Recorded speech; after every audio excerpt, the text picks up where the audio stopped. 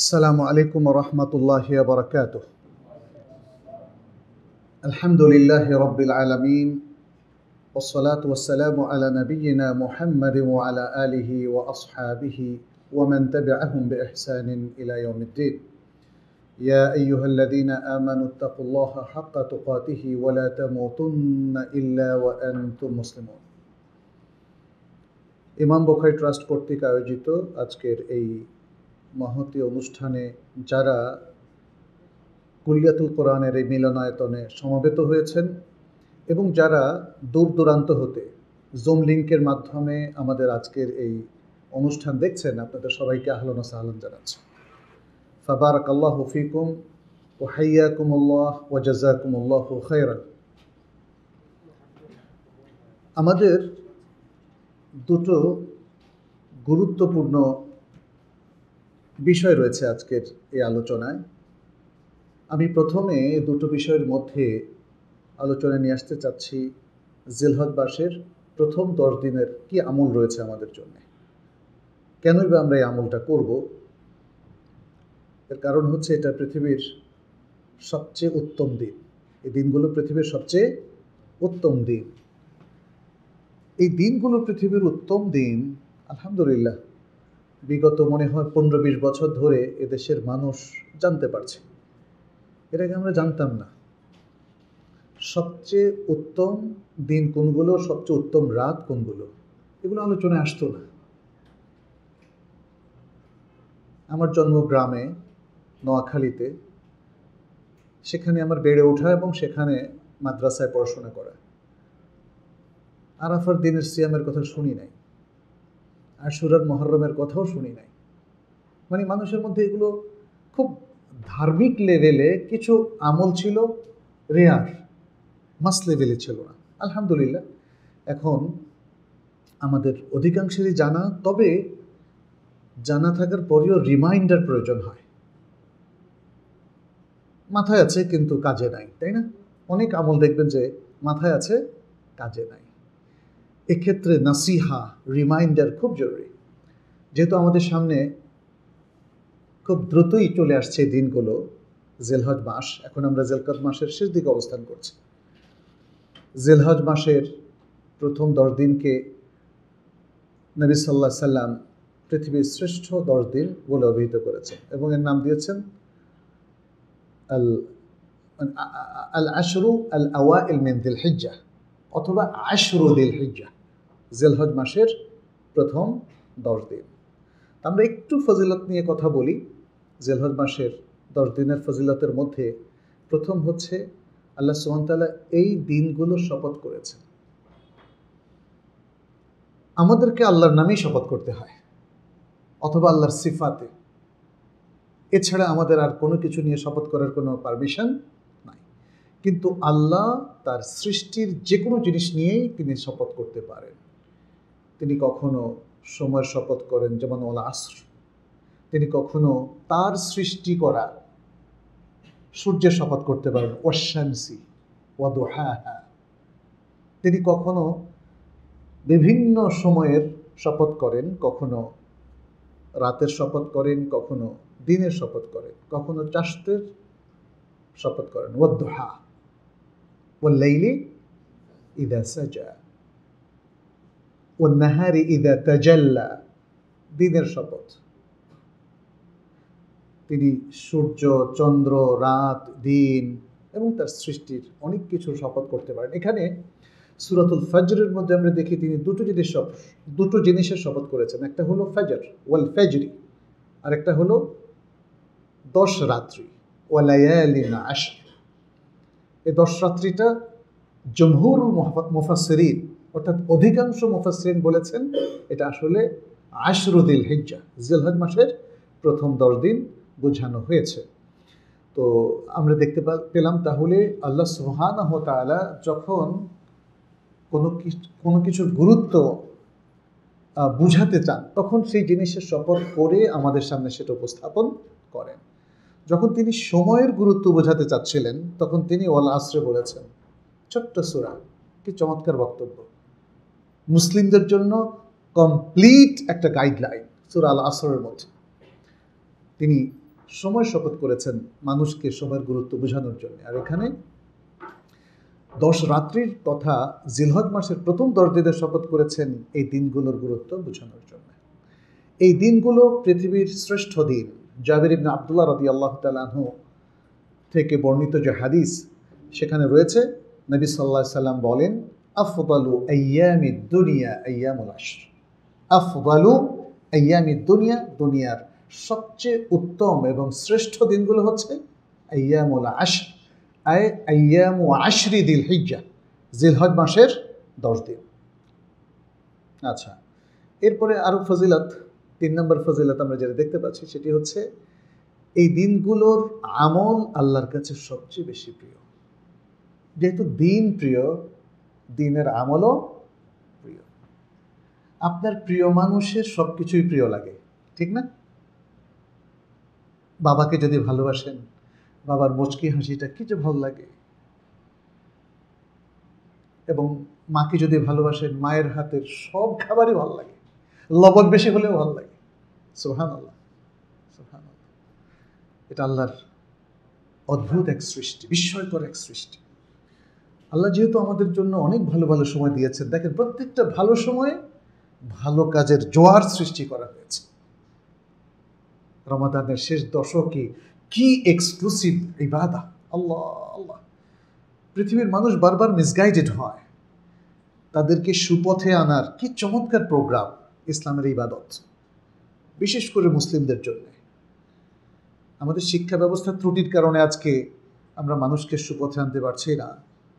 কিন্তু আপনি দেখেন, আপনি যখন এগুলো জানবেন আল্লাহর কাছ থেকে, এত সুন্দর সুযোগ প্রোগ্রাম, তখন দেখবেন মনটা কিছু ভরে যায় আনন্দে, তাই না? আমরা কষ্ট করে সিয়াম রাখি, কিন্তু এই সিয়ামগুলো আমাদের কি আনন্দের কাজ, কি আমল, কত বড় আমল যে আল্লাহ নিজে পুরস্কার দিবেন, তাই না? সুবহানাল্লাহ। মানে এই জিনিসগুলো জানার পরে, মানে যদি পাহাড়ও ভেঙে পড়ে, আমার মনের জন্য কিছুই হয় না। ঈমান এত গুরুত্বপূর্ণ একটা আমল যদি উপলব্ধি করতে পারেন, আমি আপনাদেরকে বলছি ওয়াল্লাহি সুম্মা ওয়াল্লাহ, এই পৃথিবী এবং এর বিলিয়ন মাল্টিপল পৃথিবীর চাইতে আমাদের কাছে ঈমানের মূল্য বেশি। কারণ ঈমানের যে রূপরেখাগুলো আছে, এর সাথে আমাদের সব কিছু কানেক্টেড। ঈমান তো আমি ছোট্ট আকারে বললাম, তাই না? ঈমান তো আবার আল্লাহর প্রতি ঈমান আছে, আবার মালাইকাদের প্রতি ঈমান আছে, আল্লাহর গ্রন্থগুলোর প্রতি ঈমান আছে, নবী রাসূলদের প্রতি ঈমান আছে, এবং শেষ দিবসের প্রতি ঈমান আছে, তাকদীরের প্রতি ঈমান আছে। আসলে এই যে 6টা রকম বলা হলো, এই সব কিছু নিয়ে আমাদের জীবন, আমাদের মুসলিম জীবন এই 6টা জিনিসের মধ্যেই আবদ্ধ। আবার এটাকে ছোট্ট মনে করবেন না, আবদ্ধ বলে আমি ছোট্ট বোঝাচ্ছি না। মহাবিশ্ব যত ব্রড, যত বড়, আমাদের ঈমানটা তত বড়। ফলে আমাদের ঈমান থেকে কোনো কিছু বাদ পড়েনি। মহাজগতের অধিবাসী কারা? মালাইকা, তাই না? আল্লাহ তাদের ব্যাপারে ডিটেলস আলোচনা করেছেন। যাই হোক, আরেকদিন ঈমান নিয়ে কথা বলবো। আজকে আমরা আমাদের মূল ফোকাসে চলে আসি। এই দিনগুলোর মধ্যে আমালে সালেহ করা আল্লাহর কাছে প্রিয়, কারণ আমরা আল্লাহর প্রিয়তম সময়গুলোর মধ্যে সময় কাটাবো আর কদিন পরে। হাদিসটা এত সুন্দর, দেখেন এই হাদিসে নবী সাল্লাল্লাহু আলাইহি সাল্লাম বলছেন, এটা একটা সহিহ হাদিস, মাল আমালু ফি আইয়ামিল আশরি আফদালা মিনাল আমালি ফি হাদিহি, ক্বালু ওয়ালাল জিহাদ, ক্বালা ওয়ালাল জিহাদ ইল্লা রাজুলুন খারাজা ইউখাতিরু বিনাফসিহি ওয়া মালিহি ফালাম ইয়ারজা বিশাই। তিনি বললেন, এই দিনগুলোতে আমল করার চাইতে আর কোনো আমল এতটা উত্তম নেই। এই দিনগুলোর বাইরে আমলে সালেহের চাইতে এই দিনগুলোতে আমলে সালেহ অনেক বেশি উত্তম, অনেক বেশি আফদল। এটা রাসূল সাল্লাল্লাহু আলাইহি সাল্লাম বললেন। তিনি যখন বললেন উপস্থিত জনতার সামনে, জনতা কারা? সাহাবায়ে কেরাম রিদওয়ানুল্লাহি আলাইহিম আজমাইন, তাদের সামনে যখন বললেন, তারা বলল, ইয়া রাসূলুল্লাহ, আমরা তো জানি জিহাদ সবচেয়ে গুরুত্বপূর্ণ আমল, যেখানে মানুষ তার প্রিয় জান, প্রিয় মাল সব কিছু উজাড় করে দেয়। এটাও বুঝতে হবে। দেখেন সাহাবায়ে কেরাম এই প্রসঙ্গ নিয়ে আসলেন, যাদের জানমালের মায়া আছে ওরা জিহাদে কোনোদিন যেতে পারে না, কোনো দিন না। ফলে আল্লাহর জন্য যারা জানমালকে পুরোপুরি উৎসর্গ করে দেয় তারাই জিহাদে যেতে পারে। এত বড় আমল, তার চেয়েও কি এই দিনগুলোতে আমল করা উত্তম? সাহাবায়ে কেরাম জিজ্ঞেস করলেন। রাসূলুল্লাহ সাল্লাল্লাহু আলাইহি ওয়াসাল্লাম বললেন, হ্যাঁ, জিহাদও এতটা উত্তম বলে বিবেচিত নয় যতটা উত্তম এই দিনগুলোর আমলে সালেহ। সুবহানাল্লাহ। এভাবে তিনি উপস্থাপন করলেন। তবে একজন ব্যক্তিকে বললেন exceptionally, only this person is better. কে সে? রাসূল সাল্লাল্লাহু আলাইহি ওয়াসাল্লাম বললেন, এই দিনগুলোর শ্রেষ্ঠ আমলের চাইতে এক ব্যক্তির আমল উত্তম হতে পারে। কে সে ব্যক্তি? সেটা তিনি উল্লেখ করলেন, রাজুলুন খারাজা ইউখাতিরু বিনাফসিহি ওয়া মালিহি। রাজুলুন বলছেন, রাজুলুন খারাজা ইউখাতিরু বিনাফসিহি ওয়া মালিহি ফালাম ইয়ারজা বিশাই।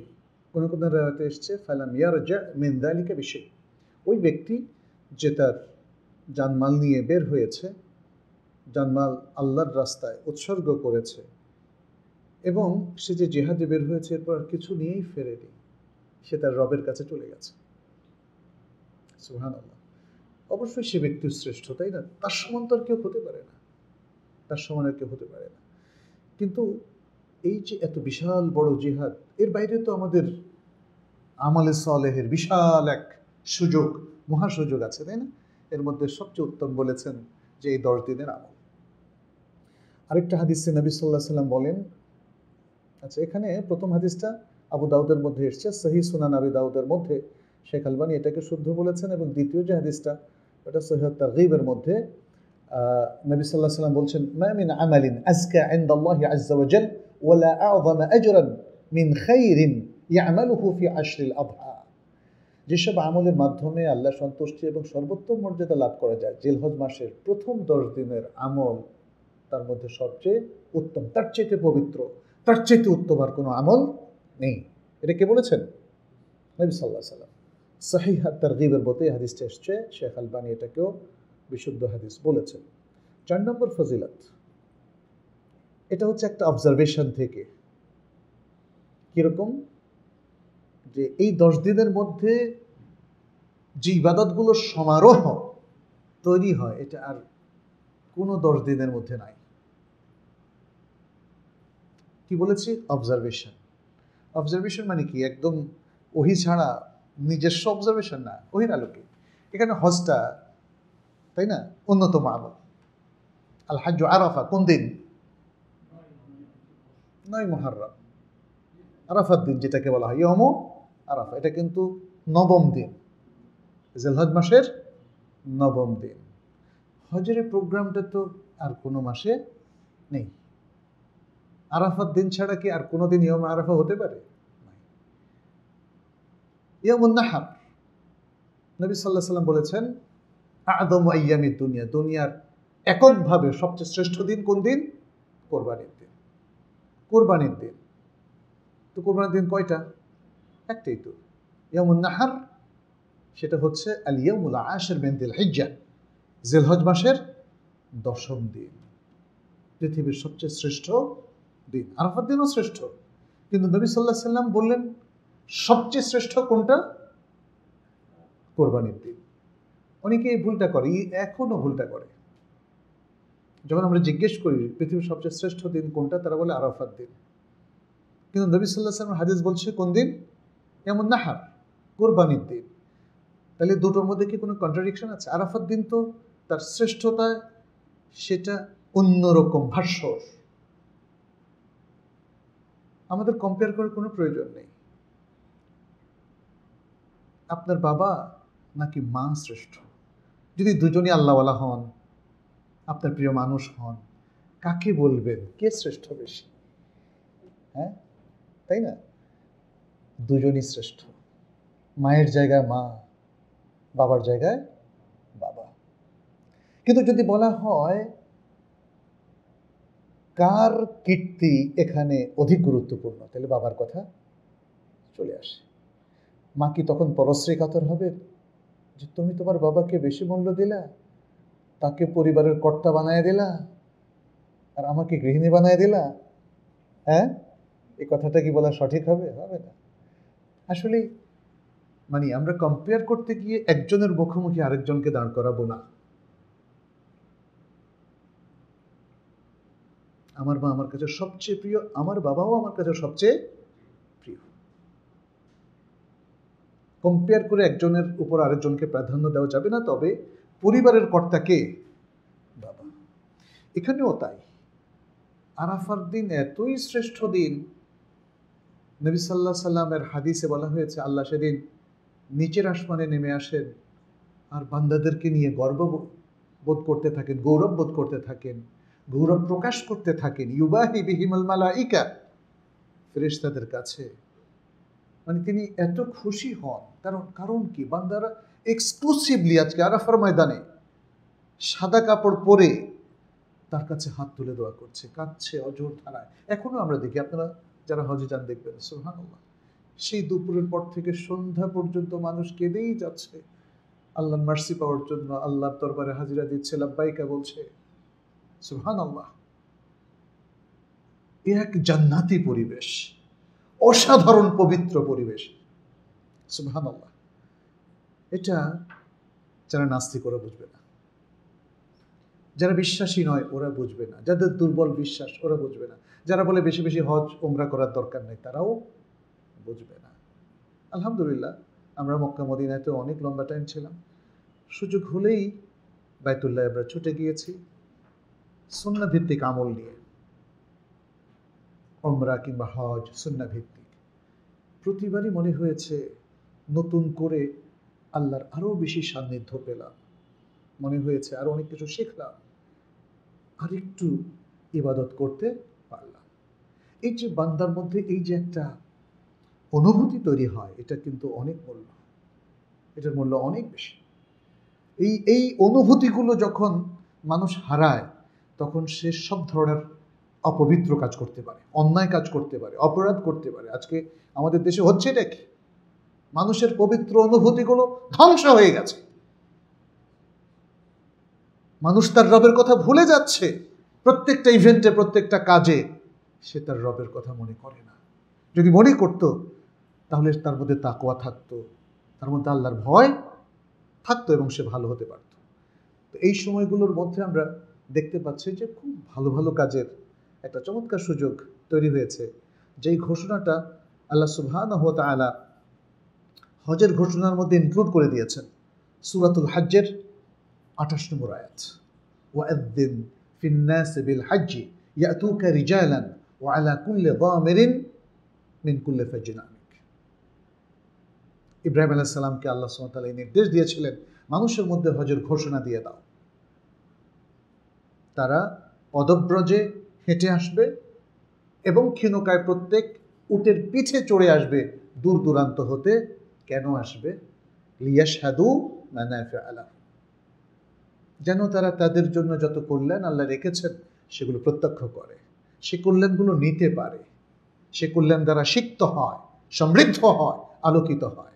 এবং আরেকটা কাজ, ওয়ায়াযকুরু ইসমাল্লাহি ফি আইয়ামিন মা'লুমাত, এবং নির্দিষ্ট দিনগুলোতে তারা যেন আল্লাহকে স্মরণ করে।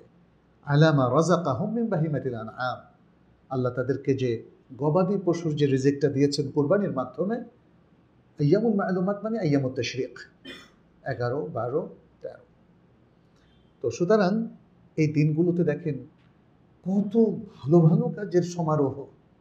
আমাদের অধিকাংশ মানুষ তো প্রপারলি এডুকেটেড না, হজ করতে যায়, হজের প্রোগ্রাম জানে না, হজের প্রায়োরিটি জানে না, হজের হুকুমগুলো জানে না, জাগার পবিত্রতা জানে না, সূরাতুল হজ পড়ে না, কিতাবুল হজ্জের হাদিসগুলো পড়ে না, জাবির ইবনে আব্দুল্লাহ রাদিয়াল্লাহু তাআলার হাদিসের যে বিশাল বর্ণনা সেগুলো পড়ে না। কিভাবে তার চেতনা আসবে বলেন তো? একজন ডাক্তার যদি ডাক্তারি বিদ্যার সব বই না পড়ে, কিসের ডাক্তার? সে হাতুড়ি ডাক্তার হবে না? একজন মুসলিম ইসলামের নলেজগুলো যদি সে না রাখে তাহলে তার ইবাদতের মধ্যে কিন্তু যথেষ্ট ঘাটতি এবং কমতি হবে। আপনি যদি সালাত পড়েন তাহলে সালাতের নলেজগুলো লাগবে না? সালাতের লক্ষ্যমাত্রা কি নির্ধারণ করা হয়েছে সেটা আপনার লাগবে। কারণ একটা সিলেবাস আপনি জানেন, একটা কারিকুলাম, এর একটা ভিশন থাকে, এর একটা গোলস থাকে, অবজেক্টিভস, যে why you should read this curriculum, এটা আপনাকে জানতে হবে। আচ্ছা, এটা এটা সেই লক্ষ্যটা আপনি অর্জন করলেন কিনা, এবং তখন আপনার ফলাফল আর লক্ষ্যের সাথে মেলানো হবে। আপনি হজ কেন করছেন? What is your goal, what are your objectives, তাই না? আপনার লক্ষ্যগুলো কি, এটা যেমন ঠিক করতে হবে। তাহলে হজের শেষে আপনার ফলাফলগুলো লক্ষ্য অর্জন করলো কিনা সেটা একটু ইভালুয়েট করা, মূল্যায়ন করার দরকার আছে। সালাতের ক্ষেত্রেও তাই, সিয়ামের ক্ষেত্রেও তাই। কিন্তু অধিকাংশ মুসলিম এই ইবাদতগুলো পালন করছে একটা রেগুলার রিচুয়াল হিসেবে, একটা অনুষ্ঠান সর্বস্ব, কিছু ধর্মীয় আচরণ, নাথিং এলস।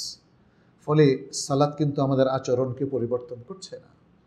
সিয়াম আমাদেরকে তাকওয়া উপহার দিচ্ছেন, এটা সিয়ামের দোষ নয়। কার দোষ? আমাদের নিজেদের দোষ। কারণ এটা যে তাকওয়া শেখায় ওইটাই আমার জানা নাই। আমরা অনেক সময় ট্রেনিং করি টাকার জন্য, এটা বুঝতে পেরেছেন কিনা? অনেক শিক্ষক ট্রেনিং, ছাত্রদের ট্রেনিং করলে টাকা পাওয়া যায়, তখন ওরা টাকার জন্য ওই অ্যালাউন্স যেটা, ওটার জন্য ট্রেনিং করে, ট্রেনিং থেকে কিন্তু উপকৃত হয় না। ঠিক আমাদের মুসলিমদের দশা হয়েছে এই। সিয়াম কি চমৎকার প্রোগ্রাম, তাই না?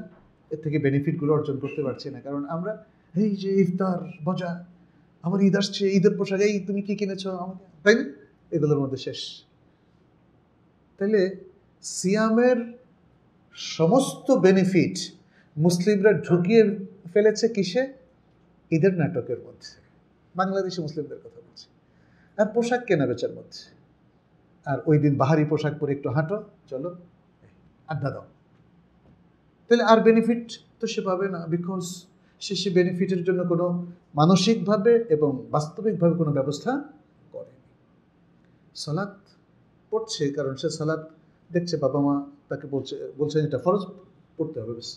এর বেনিফিটটা কি? সালাত কিভাবে আমাদের জীবনকে সুন্দর করে, ব্যক্তিত্বশীল মুসলিম হিসাবে আমাদেরকে গড়ে তোলে, এটা নিয়ে কোনো চিন্তাভাবনা নেই।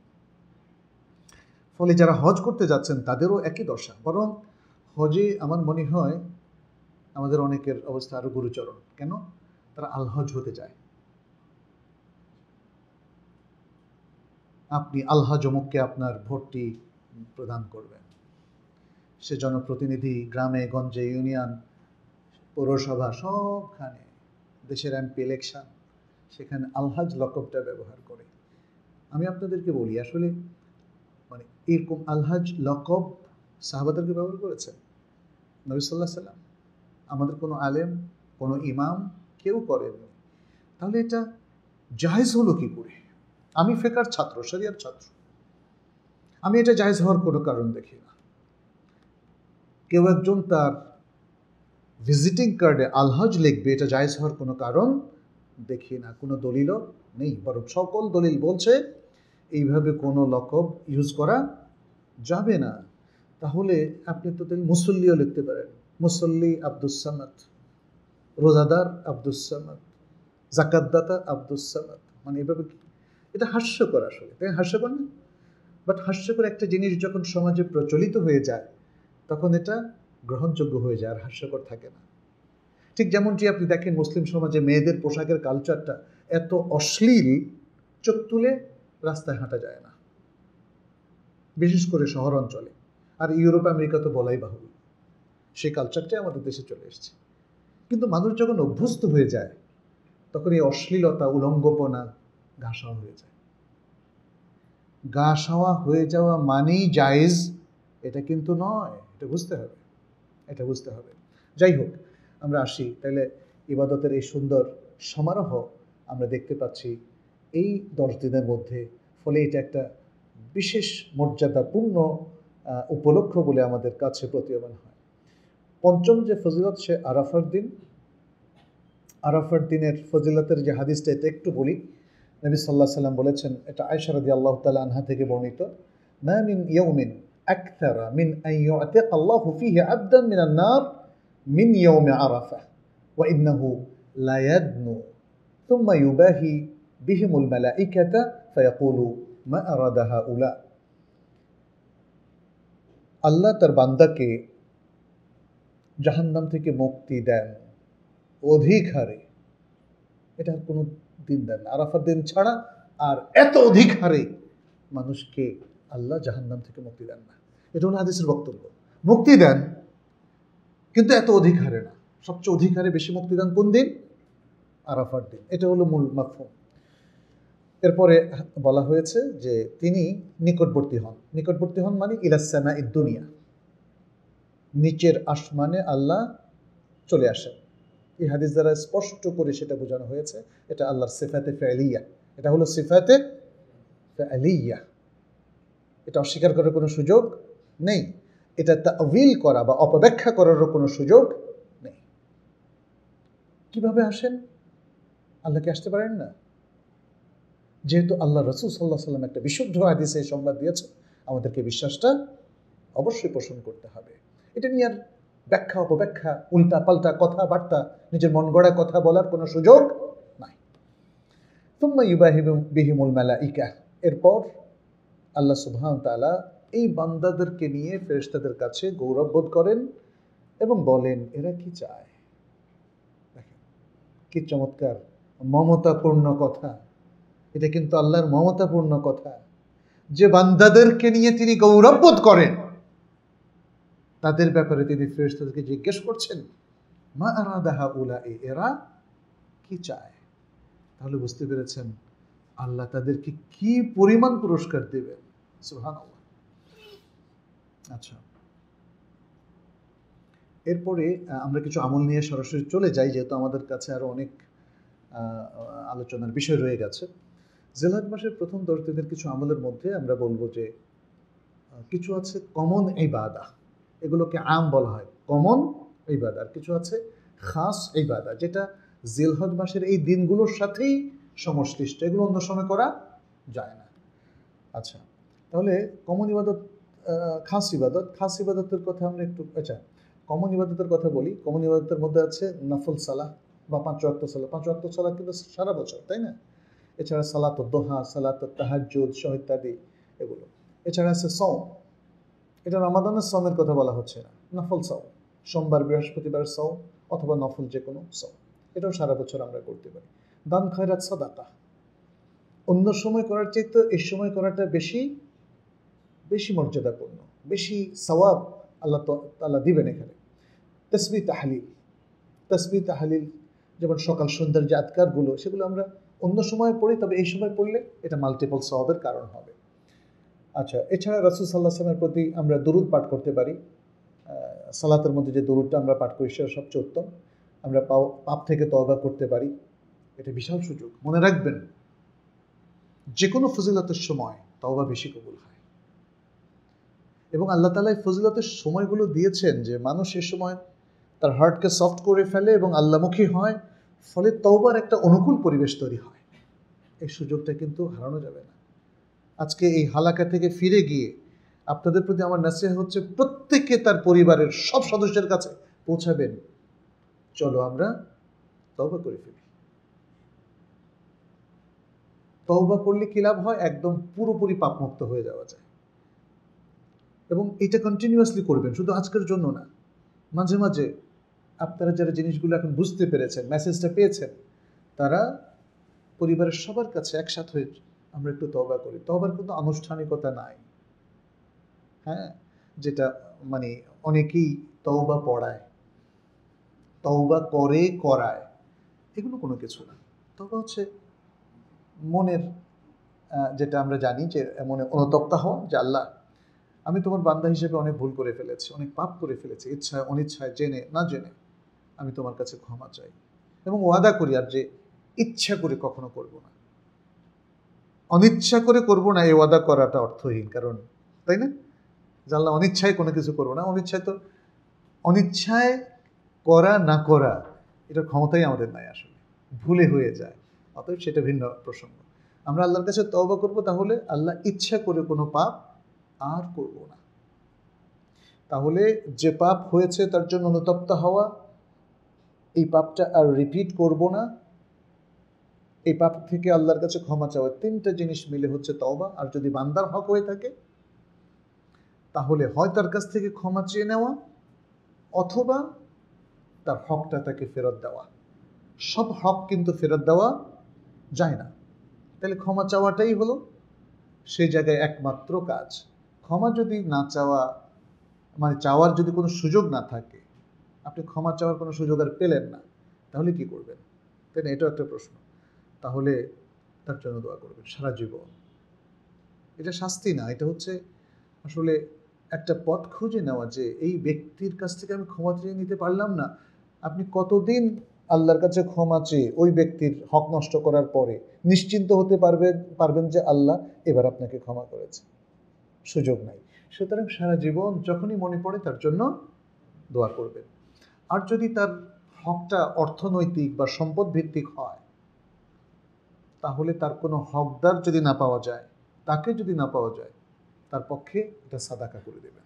তার পক্ষে সাদাকা করে দেবেন। তাহলে সাদাকা করলে তো বিশাল সওয়াব। এই সওয়াবটা কে পাবে? ওই ব্যক্তি পেয়ে যাবে। তাহলে আপনি দুনিয়ায় তার সম্পদ তাকে হস্তান্তর করতে পারলেন না, বাট আখিরাতে তো এর সওয়াবটা মাল্টিপল সওয়াব হিসাবে তার জন্য আপনি সিস্টেম জারি করে দিলেন। সাদাকা জারিয়া হয়ে গেল। ফলে আশা করা যায় যে আপনার এই অনুতপ্ত হৃদয়ের কারণে এবং এইভাবে তওবা করার কারণে, ওই ব্যক্তির জন্য আল্লাহর কাছে ক্ষমা চাওয়ার কারণে, ওই ব্যক্তির হকটা আল্লাহর রাস্তায় সাদাকা করার কারণে আশা করা যে আল্লাহ আপনাকে ক্ষমা করবে। এটাই হচ্ছে প্রসেস। ক্ষমাটা আল্লাহর হাতে, কিন্তু এখন আর নতুন ওহী আসবে না। আমি ঠিক জানতে পারবো না যে আল্লাহ আমাকে ক্ষমা করেছেন কি না, এবং সেই জন্যই আমি কন্টিনিউ করব এভাবে সাদাকা আর ক্ষমা চাওয়া আল্লাহর কাছে। আল্লাহ, আমি তার কাছে ক্ষমা নিতে পারি নাই, আমি যা পেরেছি সেটাই আমি করেছি, অতএব তুমি আমাকে ক্ষমা করে দাও। আমি তওবা করলাম, তাই না? এটাই তো সবচেয়ে উত্তম। অনেকে বলে যে, মানে বুঝতে পারে না যে সে ওই জিনিসগুলো নিজের কাছে রেখে দেয়, আবার নিজের ওয়ারিসদের কাছে হস্তান্তর করে দেয়। ওই যে চুরি করা জিনিস, ঘুষ খাওয়া জিনিস, কিংবা জোর করে জবরদখল করা জমি, বাড়ি, ফ্ল্যাট। আর বললো যে না, আমি মৌলবি ডেকে মোটামুটি একটা দোয়া করাই নিছি। ওইভাবে তওবা হবে না, ওইভাবে তওবা হবে না। আচ্ছা, খাস যে ইবাদতগুলো যেগুলো আমরা করতে পারি, সেগুলোর মধ্যে এক নম্বর হচ্ছে হজ পালন করা। আচ্ছা, কমন ইবাদতের ক্ষেত্রে আরেকটা জিনিস আমরা একটু বলি, পাপ থেকে মুক্ত থাকাও এক ধরনের ইবাদত। অতএব মনে রাখবেন, ফজিলতের সময়গুলোতে যেন কোনো পাপে আমরা লিপ্ত না। এটা খুব ইম্পর্টেন্ট। হজের একটা আয়াতে আল্লাহ সুবহানাহু ওয়া তাআলা বলছেন, মক্কায় বসে যদি কেউ কোনো পাপের চিন্তাও করে, পাপ করবে আমেরিকায় গিয়া অথবা মঙ্গল গ্রহে কিংবা চাঁদে, তাদের ব্যাপারে বলা হচ্ছে, ওমান ইউরিদ ফিহি বিইলহাদিন বিযুলমিন নুযিকহু মিন আযাবিন আলীম। যারা এই মক্কায় কোনো অন্যায় কাজের ইচ্ছা পোষণ করে, কোথায়? মক্কার বাইরে যে কোনো জায়গায়। মক্কার ভিতরে তো বেশি ভয়াবহ, বাইরেও যদি কেউ করে, ওলামায়ে কেরাম এই আয়াতের তাফসিরে এটাই বলেছেন যে সে যদি মক্কায় বসে চিন্তা করে যে ইয়ামানে গিয়ে সে কিছু খারাপ কাজ করবে, তাহলে তার ক্ষেত্রে এই আয়াতের বক্তব্য প্রযোজ্য হবে কি? নুযিকহু মিন আযাবিন আলীম, তাকে ভয়াবহ মর্মন্তুদ শাস্তি আমি আস্বাদন করাব। কে বলছেন? আল্লাহ বলছেন। সুতরাং মক্কায় বসে খারাপ কাজের ইচ্ছা পোষণ করা এত ভয়াবহ, সেটা স্থান, পবিত্র স্থান। তাহলে পবিত্র সময়েরও কিন্তু প্রায় একই হুকুম। পবিত্র সময়ের মধ্যে যেখানে আপনি আল্লাহর ইবাদত করার কথা, সেখানে যদি পাপ চিন্তা করেন আর পাপ করেন, সেটাও ভয়াবহ হবে। সেটা ভয়াবহ হবে। আপনি দেখেন, আপনার মাকে একটু কটু কথা বলে দেখেন, প্রচণ্ড কষ্ট সে পাবে। এটা আপনার জন্য প্রচণ্ড রকম বদদোয়া হবে। আপনি যদি রাস্তায় নেমে কোনো কাউকে একটা ঘুষি মারেন, সেটা ওর জন্য অত ভয়াবহ হবে না। যদি মাকে ঘুষি মারেন, সেটা যতটা ভয়াবহ। বুঝতে পারছেন? তার মানে হচ্ছে, আমি এটা উদাহরণ দিয়ে বোঝাতে চাচ্ছি যে প্রিয় মানুষকে আঘাত করা, তার সাথে কটূক্তি করা, তার সাথে অসদাচরণ করা ভয়াবহ, তাই না? ঠিক তেমনি আল্লাহর প্রিয় সময়গুলোর মধ্যে কোনো পাপ করা, এটাও অত্যন্ত ভয়াবহ। এটা থেকে আমাদের বেঁচে থাকতে হবে। আচ্ছা, আমরা খাস ইবাদতগুলোর মধ্যে আমরা বলি কি কি আমল। এক নম্বর হলো হজ পালন করা, আল্লাহ সুবহানাহু ওয়া তাআলা বলছেন আল হাজ্জু আশহুরুম মা'লুমাত, হজ হলো নির্দিষ্ট কয়েকটা মাস, সেটা হলো শাওয়াল, যুল কায়দা এবং যুল হিজ্জা। এটা এখানে কেউ কেউ বলছেন জিলহজ মাসের প্রথম 10 দিন, আবার কেউ বলছেন যে না, পুরো জিলহজ মাসই হজের মাসের মধ্যে অন্তর্ভুক্ত। আচ্ছা, আমরা দ্বিতীয় আমলে চলে যাই, সেটা হলো সওম পালন করা। এখানে দেখেন নবী সাল্লাল্লাহু আলাইহি ওয়াসাল্লামের যে হাদিসটা আছে, এটা আবু দাউদের মধ্যে এসেছে বিশুদ্ধ সনদে, আন্না রাসূলুল্লাহ সাল্লাল্লাহু আলাইহি ওয়াসাল্লাম কানা ইয়াসুমু 9 মিন যিল হিজ্জা ওয়া ইয়াওমা আশুরা ওয়া 3 আইয়ামিন মিন কুল্লি শাহরিন আউয়াল 2 মিন আশ-শাহরি ওয়া খামিসাইন ওয়া খামিসাইন। রাসূল সাল্লাল্লাহু আলাইহি ওয়াসাল্লাম, এটা হচ্ছে বিদায় হজের বাইরে অন্য সময়ের কথা বলা হচ্ছে। রাসূল সাল্লাল্লাহু আলাইহি ওয়াসাল্লাম জিলহজ মাসের 9 দিন, মানে 1 তারিখ থেকে ইয়ম আরাফা পর্যন্ত 9 দিন, এবং আশুরার দিন, এবং প্রত্যেক মাসের 3 দিন আইয়ামুল বীদ। আবার হাদিস এসছে মাসের প্রথম 3 দিন অথবা শেষ 3 দিন, এভাবে প্রত্যেক মাসের 3 দিন, মাসের 2 সোমবার এবং বৃহস্পতিবার তিনি সওম পালন করতেন। এটা বিশুদ্ধ হাদিস। তাহলে এখানে দেখেন জিলহজ মাসের 9 দিন একাধারে সিয়াম তিনি করতেন, তাহলে আমরাও করব। হাজিদের জন্য ইয়ম আরাফার দিন সিয়াম রাখাটা রেকমেন্ডেড না। নবী সাল্লাল্লাহু আলাইহি ওয়াসাল্লাম প্রকাশ্যে ওই দিন বিদায় হজে সিয়াম ভঙ্গ করে দেখিয়েছেন যে না, তোমরা যারা হজ করতে এসেছো তোমরা সিয়াম রেখো না। তাহলে এটা নন হাজিদের জন্য। আর হাজিরা 1 থেকে 8 তারিখ পর্যন্ত সিয়াম রাখতে পারে। তবে দেখেন এই 10 দিনের মধ্যে সিয়ামের একটা চমৎকার সমারোহ আমরা দেখতে পাচ্ছি, চমৎকার আমল। আচ্ছা, এরপর 3 নম্বর হচ্ছে তাকবীর পাঠ করা। তাকবীরটা 2 ধরনের, একটা হলো তাকবীর আম, কমন তাকবীর, আরেকটা হলো তাকবীর খাস। দুটো সম্পর্কে কোরআনে এসেছে। মুফাসসিরিনে কেরাম দুটো আয়াতকে দুটো তাকবীরের সাথে ফিট করেছেন। একটা হলো যেমন জিলহজ মাসের 1 তারিখ থেকে 13 তারিখ পর্যন্ত দিনে রাত্রে যখন যেখানে যেভাবে ইচ্ছা পাঠ করবেন, সেটা হলো আল্লাহ সুবহানাহু ওয়া তাআলার বাণী, সূরাতুল বাকারার 203 নম্বর আয়াত, ওয়াযকুরুল্লাহা ফি আইয়ামিন মা'দুদাত, ওয়াযকুরুল্লাহা ফি আইয়ামিন মা'দুদাত, অর্থাৎ জিলহজ মাসের প্রথম 10 দিন এবং তার পরবর্তী আইয়ামুত তাশরিক, এই 13 দিনে তোমরা আল্লাহকে স্মরণ করতে থাকো। ইবনে আব্বাস রাদিয়াল্লাহু তাআলা আনহু বলেন, ওয়াযকুরুল্লাহা ফি আইয়ামিন মা'দুদাত, এটার দ্বারা জিলহজ মাসের 10 দিন বোঝায়, ওয়াল আইয়ামুল মা'দুদাত, এবং এর দ্বারা আইয়ামুত তাশরিককে বোঝায়। ইবনে ওমর, আবু হুরায়রা রাদিয়াল্লাহু তাআলা আনহুমা, তারা এই 10 দিন তাকবীর বলতে বলতে বাজারের দিকে যেতেন এবং তাদের তাকবীরের সঙ্গে অন্যরাও তাকবীর দিত। এটা আমাদের দেশে নাই, এটা একটা সুন্নাহ। আমি আপনাদেরকে নসিহত করছি আজকে, এটাকে রিভাইভ করেন, এটাকে চালু করেন। সুন্নাহ, এটাকে বলা হয় ইহয়া উস সুন্নাহ। ইহয়া আস সুন্নাহ, যে সুন্নাত আমলটা মরে গেছে, এখন মানুষ ভুলে গেছে, সেটাকে আবার রিভাইভ করা, আবার চালু করা। আল্লাহু আকবার, আল্লাহু আকবার, লা ইলাহা ইল্লাল্লাহু, আল্লাহু আকবার, আল্লাহু আকবার, ওয়ালিল্লাহিল হামদ। কি চমৎকার! দেখেন ইসলামের এই দোয়াগুলো, জিকিরগুলো এত সুন্দর। এখানে অন্য ধর্মেরও ভম ভম ভম ভম মার্কা কিছু নাই, মন্ত্র তন্ত্র তান্ত্রিক।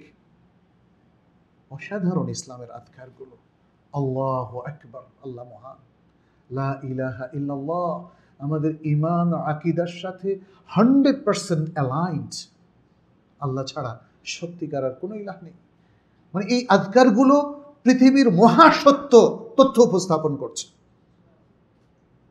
লা ইলাহা ইল্লাল্লাহু ওয়াহদাহু লা শারীকা লাহু, লাহুল মুলকু ওয়া লাহুল হামদ ওয়া হুয়া আলা কুল্লি শাইইন কাদির। আরাফাতের শ্রেষ্ঠ জিকির। এরপরে দেখেন, এটাও কোনো মন্ত্রতন্ত্র না, কত সুন্দর কথা।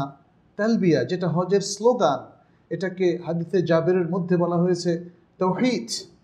লাব্বাইক আল্লাহুম্মা লাব্বাইক, লাব্বাইক লা শারীকা লাকা লাব্বাইক, ইন্নাল হামদা ওয়ান নি'মাতা লাকা ওয়াল মুলক লা শারীকা লাক। সুবহানাল্লাহ। ওয়াল্লাহি যতবার আমি পড়ি হৃদয়টা জড়িয়ে যায়, মানে যত পড়ি ততই ভালো লাগে। আল্লাহু আকবার। আর ভালো লাগাটা কিন্তু আপনার ঈমানের আলামত, মনে রাখবেন। যদি এগুলো পড়তে কেউ বিরক্তি বোধ করে, তাহলে তার চিকিৎসা করতে হবে, সালাত পড়তে যদি কারো কষ্ট লাগে, খারাপ লাগে, তাহলে তার শরিয়া ভিত্তিক ট্রিটমেন্ট লাগবে। সিয়াম রাখতে গিয়ে কেউ যদি বিরক্ত হন, তার শরিয়া ভিত্তিক ট্রিটমেন্ট লাগবে।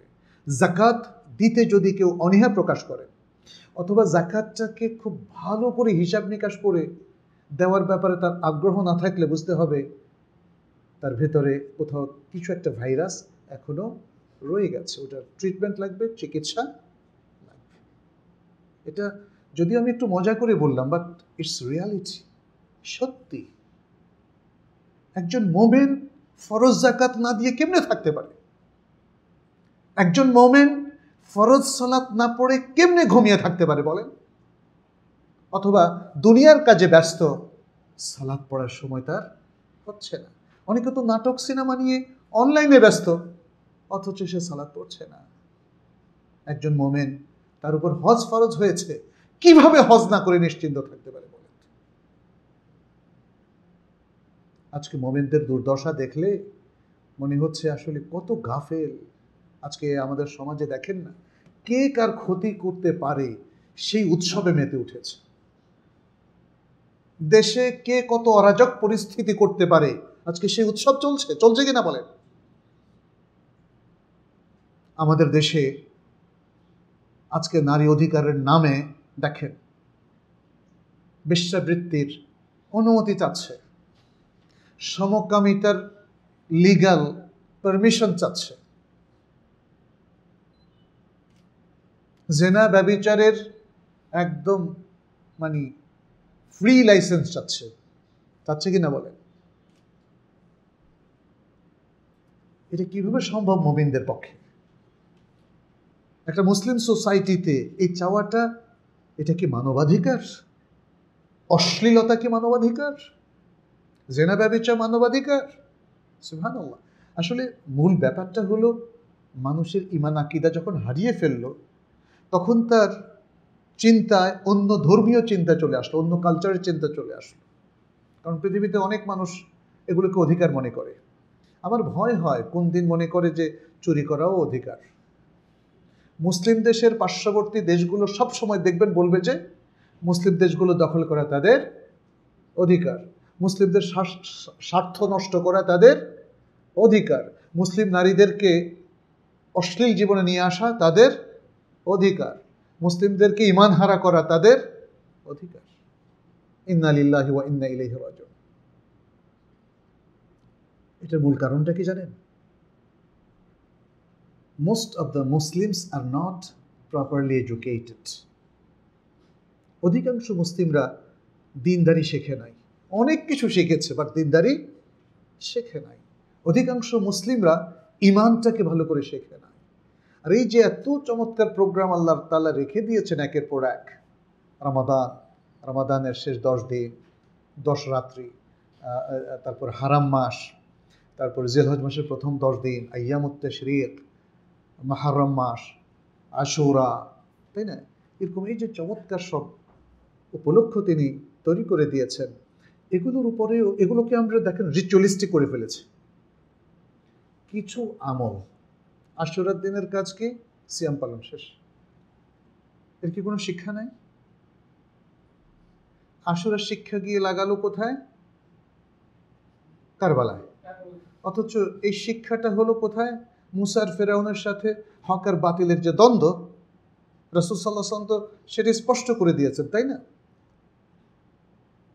হিজরি 61 সনে নবী সাল্লাল্লাহু আলাইহি ওয়াসাল্লাম কে ছিলেন?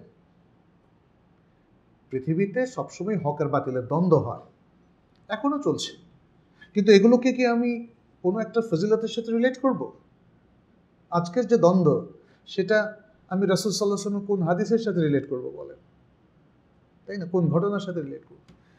আমাদের আসলে আরেকটু বুদ্ধিবৃত্তিক চিন্তা করতে হবে, আরেকটু জ্ঞানভিত্তিক আলোকিত হতে হবে।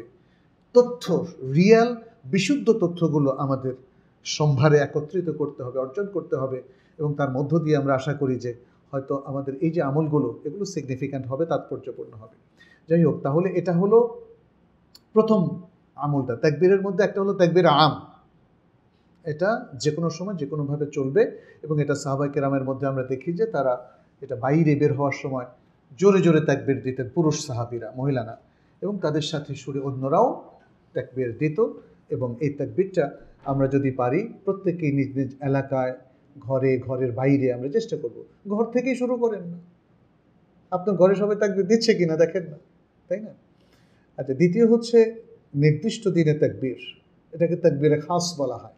তাকবীরে খাস এটা জিলহজ মাসের 9 তারিখ ফজর থেকে 13 তারিখ আসর পর্যন্ত প্রত্যেক ফরজ সালাতের শেষে এই তাকবীরটা দেওয়া, মিনিমাম একবার, কেউ যদি এর থেকে বেশি দিতে চান সমস্যা নেই। আব্দুল্লাহ ইবনে মাসউদ রাদিয়াল্লাহু তাআলা আনহু আরাফার দিন ফজর থেকে কুরবানির দিন আসর পর্যন্ত তাকবীর পাঠ করতেন। সেটা কিরকম? আল্লাহু আকবার, আল্লাহু আকবার, লা ইলাহা ইল্লাল্লাহু, আল্লাহু আকবার, আল্লাহু আকবার, ওয়ালিল্লাহিল হামদ। আচ্ছা, হাজিরা তারা তালবিয়া পাঠ করবেন। হজের দিনগুলোতে তারা তালবিয়া পাঠ করবেন। আর এই তাকবীরে খাসের ক্ষেত্রে আমাদের ওলামায়ে কেরাম বলেছেন, তারা যেহেতু 10 তারিখ পর্যন্ত তালবিয়াতেই ব্যস্ত থাকবেন, তালবিয়া এবং হজের আমলগুলোতে, তাহলে তারা 10 তারিখ জোহরের পর থেকে এই তাকবীরে খাস দিতে পারবে। চতুর্থ কাজটা হচ্ছে চুল ও নখ কর্তন না করা, বিশেষ করে যারা নিজের নামে কোরবানি জবাই করবেন। পরিবারের একটা কোরবানি সবার পক্ষ থেকে আদায় হয়ে যাবে। এখন যদি বাবা নিজের নামে কোরবানি করেন, তাহলে চুল আর নখ না কাটার বিধানটা তার সাথে রিলেটেড, পরিবারের আর সবার সাথে রিলেটেড না। তবে তিনি যদি পরিবারের সবার নামেই কোরবানি করতে চান, তাহলে সবার ক্ষেত্রে এটা প্রযোজ্য হবে। যেমন নবী সাল্লাল্লাহু আলাইহি ওয়াসাল্লাম বলেছেন, মান রাআ হিলালা যিল হিজ্জাহ ওয়া আরাদা আন ইউদাহিয়া ফালা ইয়াখুদান্না মিন শা'রিহি ওয়ালা মিন আযফারিহি। যে ব্যক্তি জিলহজ মাসের নতুন চাঁদ দেখবে এবং কোরবানি করার নিয়ত করবে, দেখেন কোরবানি করার নিয়ত করবে, তাহলে তার কোরবানি করার নিয়তটাও যদি থাকে, তখন তার ক্ষেত্রে এই হুকুমটা প্রযোজ্য হবে। হুকুমটা কি? সে যেন নিজের চুল ও নিজের নখগুলো না কাটে। ঈদের সালাতের পর কোরবানি করে সে নখ এবং চুল কাটতে পারবে। আরেকটা বর্ণনা এসেছে, মান কানা লাহু যিবহুন ইয়াযবাহুহু ফাইযা উহিল্লা হিলালু যিল হিজ্জাহ ফালা ইয়াখুদান্না মিন শা'রিহি ওয়ালা মিন আযফারিহি শাইআন হাত্তা ইউদাহিয়া। যার কোরবানির পশু রয়েছে, সে যেন জিলহজ মাসের নতুন চাঁদ ওঠার পর থেকে কোরবানি করার পূর্ব পর্যন্ত তার চুল ও নখ না কাটে। তাহলে এটা যিনি কোরবানি করবেন অথবা যার যার পক্ষ থেকে কোরবানি করা হবে, অবশ্যই তাদের নিয়ত থাকতে হবে, তাই না? তাহলে তারা এই চুল এবং নখ কাটবে না। 5 নম্বর হচ্ছে আরাফার দিনে সিয়াম পালন করা। এটা নিয়ে আমরা কথা বলেছি। আরাফার দিন সিয়াম পালন করবে যারা হজে যাবেন না, যারা হজে যাবেন তারা সিয়াম পালন করবেন না। এখানে নবী সাল্লাল্লাহু আলাইহি ওয়াসাল্লামের যে হাদিসটা, মান সামা ইয়াউমা আরাফাতা গুফিরা লাহু যামবু সানাতাইনি মুতাতাবিআতাইন। যিনি আরাফার দিনে সিয়াম পালন করবেন, তার জন্য পরপর 2 বছরের পাপ ক্ষমা করে দেওয়া হবে। অন্য হাদিসে এসেছে, ইউকাফিরুস সানাতাল্লাতী ক্বাবলাহু ওয়াস সানাতাল্লাতী বা'দাহু, 1 বছর আগের 1 বছর পরের পাপ ক্ষমা করে দেওয়া হবে। ঈদের সালাত আদায় করা, এই 10 দিনের আরেকটা কাজ হচ্ছে ঈদের সালাত আদায় করা। এটা অবশ্য বাংলাদেশের মানুষ কখনো ভুল করে না। সারা বছর সালাত না পড়ে যে গুনাহ করছে, তো ঈদের সালাতে না পড়ে গুনাহ করবে নাকি, তাই না? অনেকে যেমন বলে যে রোজা তো রাখি না, দিলে ইফতার না করেও কি গুনাহ করবো, সেরকম আর কি। এই 10 দিনের অন্যতম আমল হলো ঈদের সালাত। এখানে যে হাদিসটা এসেছে, রাসূলুল্লাহ সাল্লাল্লাহু আলাইহি ওয়াসাল্লাম ঈদুল ফিতর এবং ঈদুল আজহার দিন ঈদগাহে যেতেন এবং সেখানে তিনি প্রথম যে কাজটা করতেন তা হলো ঈদের সালাত আদায় করা। সালাত শেষে তিনি লোকদের দিকে মুখ করে দাঁড়াতেন এবং তারা কাতারে বসে থাকতেন। তিনি তাদেরকে নসিহা দিতেন, উপদেশ দিতেন, নির্দেশ দিতেন, খুতবা দিতেন আর কি। যদি তিনি কোনো সেনাদল পাঠানোর ইচ্ছা করতেন, তবে তাদের আলাদা করে দিতেন সালাতের পরপরই, অথবা যদি কোনো বিষয় নির্দেশ জারি করার ইচ্ছা করতেন, তবে তা তিনি জারি করতেন, তারপরে তিনি ফিরে যেতেন। তাহলে ঈদের সালাত আদায় করা। এখানে কুরবানির ক্ষেত্রে আমরা যেটা দেখি, নবী সাল্লাল্লাহু আলাইহি ওয়াসাল্লামের সুন্নাহ হচ্ছে যদি সম্ভব হয় ঈদের সালাতের আগে কিছু না খাওয়া এবং কুরবানির গোশত দিয়ে খাবার শুরু করা। হ্যাঁ, এক্ষেত্রে তাহলে ঈদুল আজহাটা একটু তাড়াতাড়ি পড়া, ঈদুল ফিতরটা একটু দেরি করে পড়লেও সমস্যা নাই, কিন্তু ঈদুল আজহাটা একটু দ্রুত পড়লে তাহলে তাড়াতাড়ি করে জবেহ করা যাবে। কারণ ঈদুল আজহার সালাত পড়ার আগে কোরবানি করলে সেটা কোরবানি হবে না। অতএব কুরবানি করতে হবে সালাত আদায়ের পরে। যিনি কুরবানি করবেন তিনি সালাত আদায়ের পরেই কোরবানি করবেন। আর কেউ যদি বলে যে আমি তো সালাতে পড়ি না, তাহলে কোরবানি কি আমার হবে না? এটা আপনারাই বলেন কি হবে? হ্যাঁ, আচ্ছা। কুরবানি করা, এটা নিয়ে আমরা কথা বলেছি। কুরবানি করা এই 10 দিনের অন্যতম আমল। আচ্ছা, ইয়ম আরাফার ফজিলত নিয়ে তো কিছু কথা চলে এসেছে, আর তেমন কোনো কথা আমরা এখানে বলবো না। আমরা কোরবানির কিছু বিধানের উপর চলে যাই। যদিও আমাদের মূল শিরোনাম হচ্ছে কোরবানির দিন কিছু ভুল যেগুলো হয়, তবে কোরবানিকে কেন্দ্র করে আসলে আরও অনেকগুলো সুন্দর সুন্দর কথা আছে। দু একটা নতুন কথা যেটা আমরা আরাফার দিনের ফজিলতের ক্ষেত্রে এখানে পাচ্ছি সেটা একটু বলি। আরাফার দিনের একটা বড় ফজিলত হলো যে নবী সাল্লাল্লাহু আলাইহি সাল্লামের নবুয়তের শেষ দিকে বিদায় হজের সময় আরাফার দিন শুক্রবার ছিল। সেই দিনে আল্লাহ সুবহানাহু ওয়া তাআলা ইসলামকে পরিপূর্ণ দিন হিসেবে ঘোষণা করলেন। আমাদের দেশে শুক্রবার আরাফা হলে বলে আকবরী হজ। এটার আসলে কোনো ভিত্তি নেই। ইয়মুল হজ্জাল আকবর বলতে কোরবানির দিনকে বোঝানো হয়েছে বিশুদ্ধ মত অনুযায়ী। অতএব তবে শুক্রবার যদি আরাফার দিন হয় এটা সুন্দর, ভালো। শুক্রবারটা একটা পবিত্র দিন, ভালো দিন, বরকতপূর্ণ দিন। এই দিনের অনেক ফজিলত এসছে, এই দিনের ফজিলতে প্রচুর হাদিস আছে। ফলে শুক্রবার এবং ঈদের দিন অথবা শুক্রবার এবং আরাফার দিন যদি একসাথে হয় এটা সুন্দর। তো এখানে যে আয়াতটা নাজিল হয়েছিল সেটি হলো আল-ইয়াউমা আকমালতু লাকুম দীনাকুম ওয়া আতমামতু আলাইকুম নি'মাতি ওয়া রাদিতু লাকুমুল ইসলামা দীনা। আজ আমি তোমাদের জন্য তোমাদের দিনকে পূর্ণাঙ্গ করে দিলাম, তোমাদের উপর আমার নিয়ামতকে সম্পূর্ণ করলাম এবং ইসলামকে তোমাদের জন্য দিন হিসাবে মনোনীত করলাম। এখানে ওমর ইবনে খাত্তাব রাদিয়াল্লাহু তাআলা আনহু থেকে একটা সুন্দর রিওয়ায়াত আছে। তিনি বলেন কি, একজন ইহুদি তাকে বলল, হে আমিরুল মুমিনিন, আপনাদের কিতাবে একটি আয়াত আছে যা আপনারা পাঠ করে থাকেন, তা যদি আমাদের ইহুদি জাতির উপর অবতীর্ণ হতো তবে অবশ্যই আমরা সেদিনকে ঈদ উৎসবের দিন হিসাবে পালন করতাম। তিনি বললেন, ওমর ইবনে খাত্তাব জিজ্ঞেস করলেন কোন আয়াত সেটা? সেই ব্যক্তি বলল, আজ মানে আল-ইয়াউমা আকমালতু লাকুম দীনাকুম ওয়া আতমামতু আলাইকুম নি'মাতি ওয়া রাদিতু লাকুমুল ইসলামা দীনা, এই আয়াতটা। ওমর রাদিয়াল্লাহু তাআলা আনহু বললেন, এটি যে দিনে যে স্থানে নবী সাল্লাল্লাহু আলাইহি সাল্লামের উপর অবতীর্ণ হয়েছিল সেটা আমরা জানি। কারণ ওমর ইবনে খাত্তাব রাদিয়াল্লাহু তাআলা তিনিও নবী সাল্লাল্লাহু আলাইহি সাল্লামের সাথে বিদায় হজে ছিলেন। ইবনে আব্বাস ছিলেন, আরও অনেক সাহাবা কেরাম ছিলেন। তিনি বললেন যে তা আমরা জানি। তিনি সেদিন আরাফায় দাঁড়িয়েছিলেন আর সেটা ছিল জুমার দিন। তার মানে হচ্ছে বিদায় হজের আরাফার দিন ছিল কি? ইয়ামুল জুমা, জুমার দিন।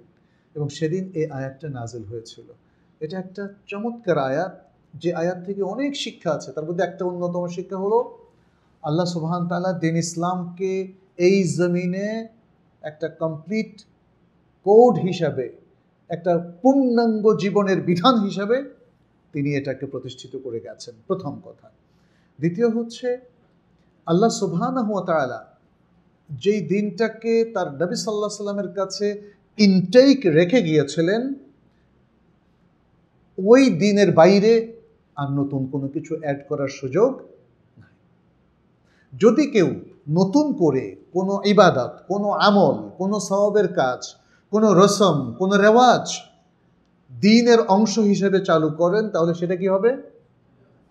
বেদাত হবে এবং এই দ্বীনের বাহিরের অংশ হিসাবে গণ্য হবে। অতএব এটা স্পষ্ট, পৃথিবীতে অনেক নতুন কিছু আসবে কিন্তু সেটা দ্বীনের অংশ হবে না, জীবনের অংশ হতে পারে। এই যে ল্যাপটপ নতুন, এটাকে কি আমরা দ্বীনের অংশ বলছি? এটা ইসলামের একটা অংশ, ইসলামের একটা রকম। এই ল্যাপটপ বলছি নাকি আমরা? এগুলো হচ্ছে ইনস্ট্রুমেন্ট, উপকরণ।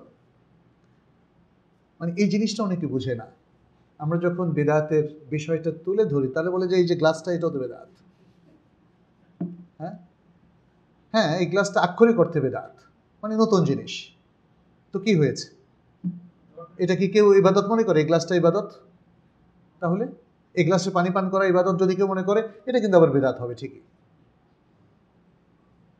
যদি কেউ মনে করে আমার এই ল্যাপটপে যে একটা অক্ষর লিখবে সে 10 নেকি পাবে, তাহলে এটা বেদাত হবে না?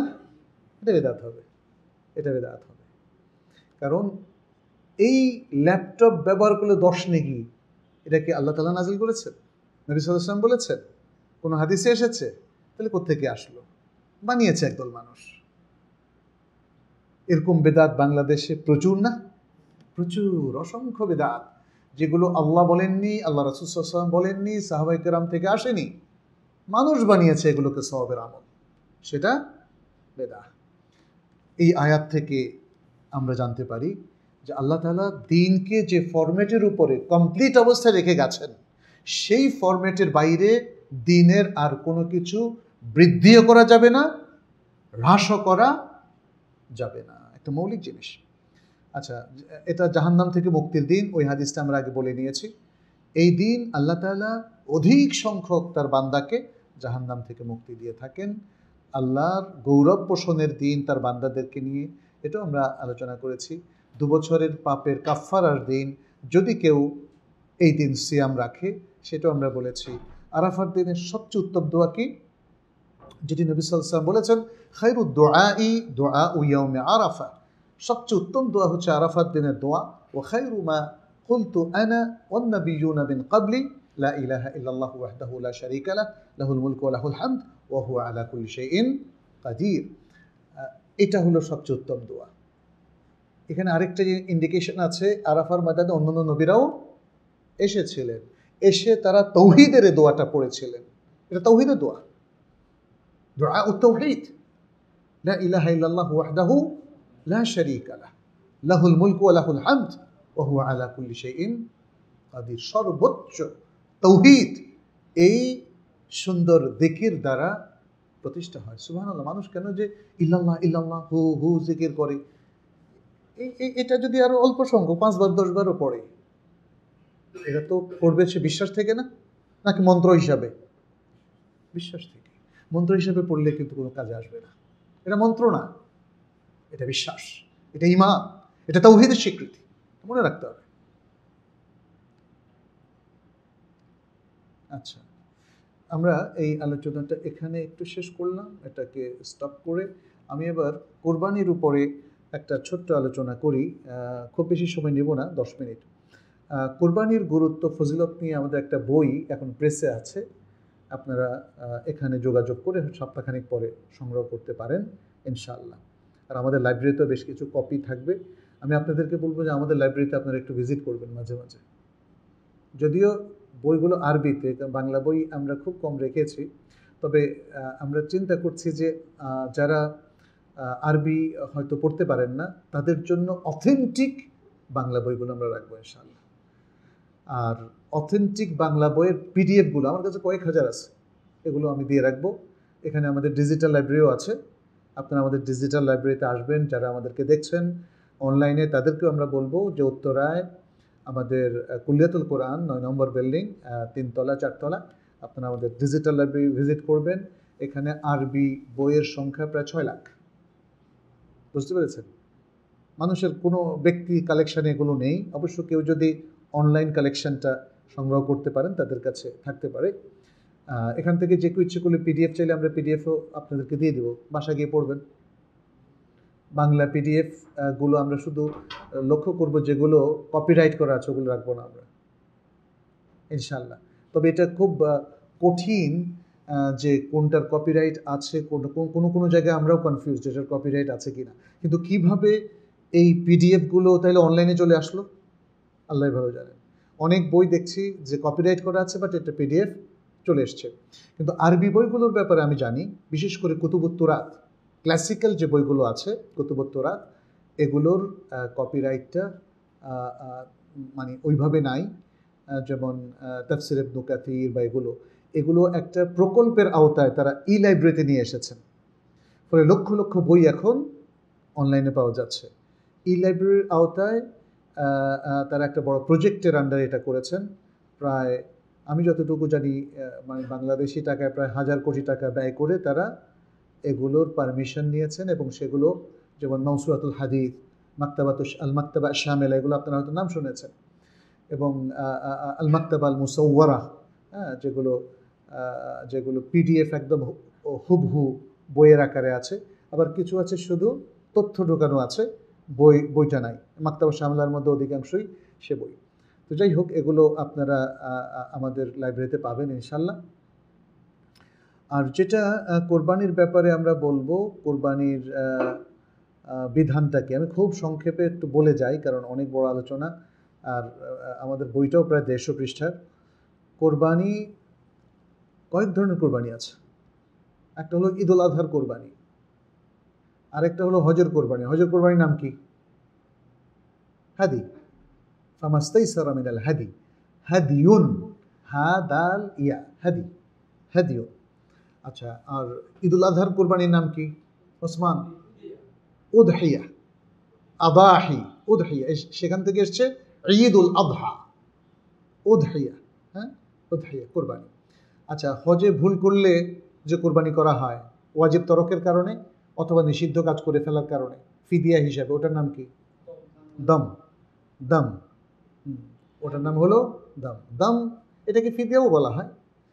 হজে বড় ধরনের মানে ত্রুটি করার কারণে, যেমন স্বামী স্ত্রী একসাথে থাকলে হজ যদি ফাসেদ হয়ে যায় তখন একটা বড় কোরবানি করতে হয়, ওটাকে বলা হয় ফিদিয়া, ওটাকে বলা হয় ফিদিয়া। যেমন সে তখন উট কোরবানি করতে হয়।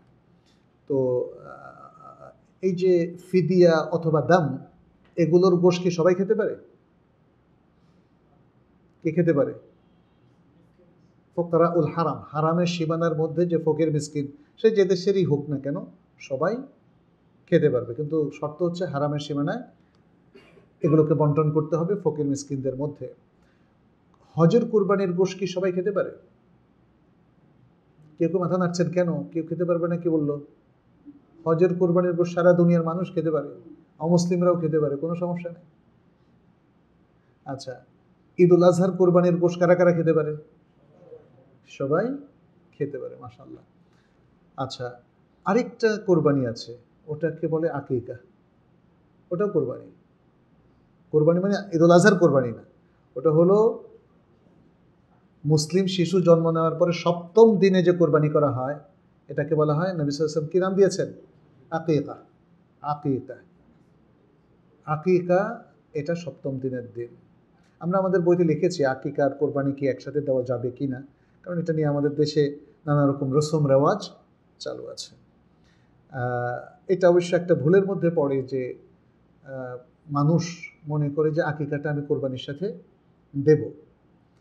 দিলে জায়েজ হবে কিনা সেটা ভিন্ন কথা, বাট এই যে একটা দেওয়ার প্রচলন রসম করে ফেলেছে, রেওয়াজ করে ফেলেছে, সেটা একটা হজের কোরবানির ভুলের মধ্যে পড়ে। কোরবানির হুকুমটা কি? কোরবানি করাটা কি ওয়াজিব নাকি সুন্নাহ? বলেন তো।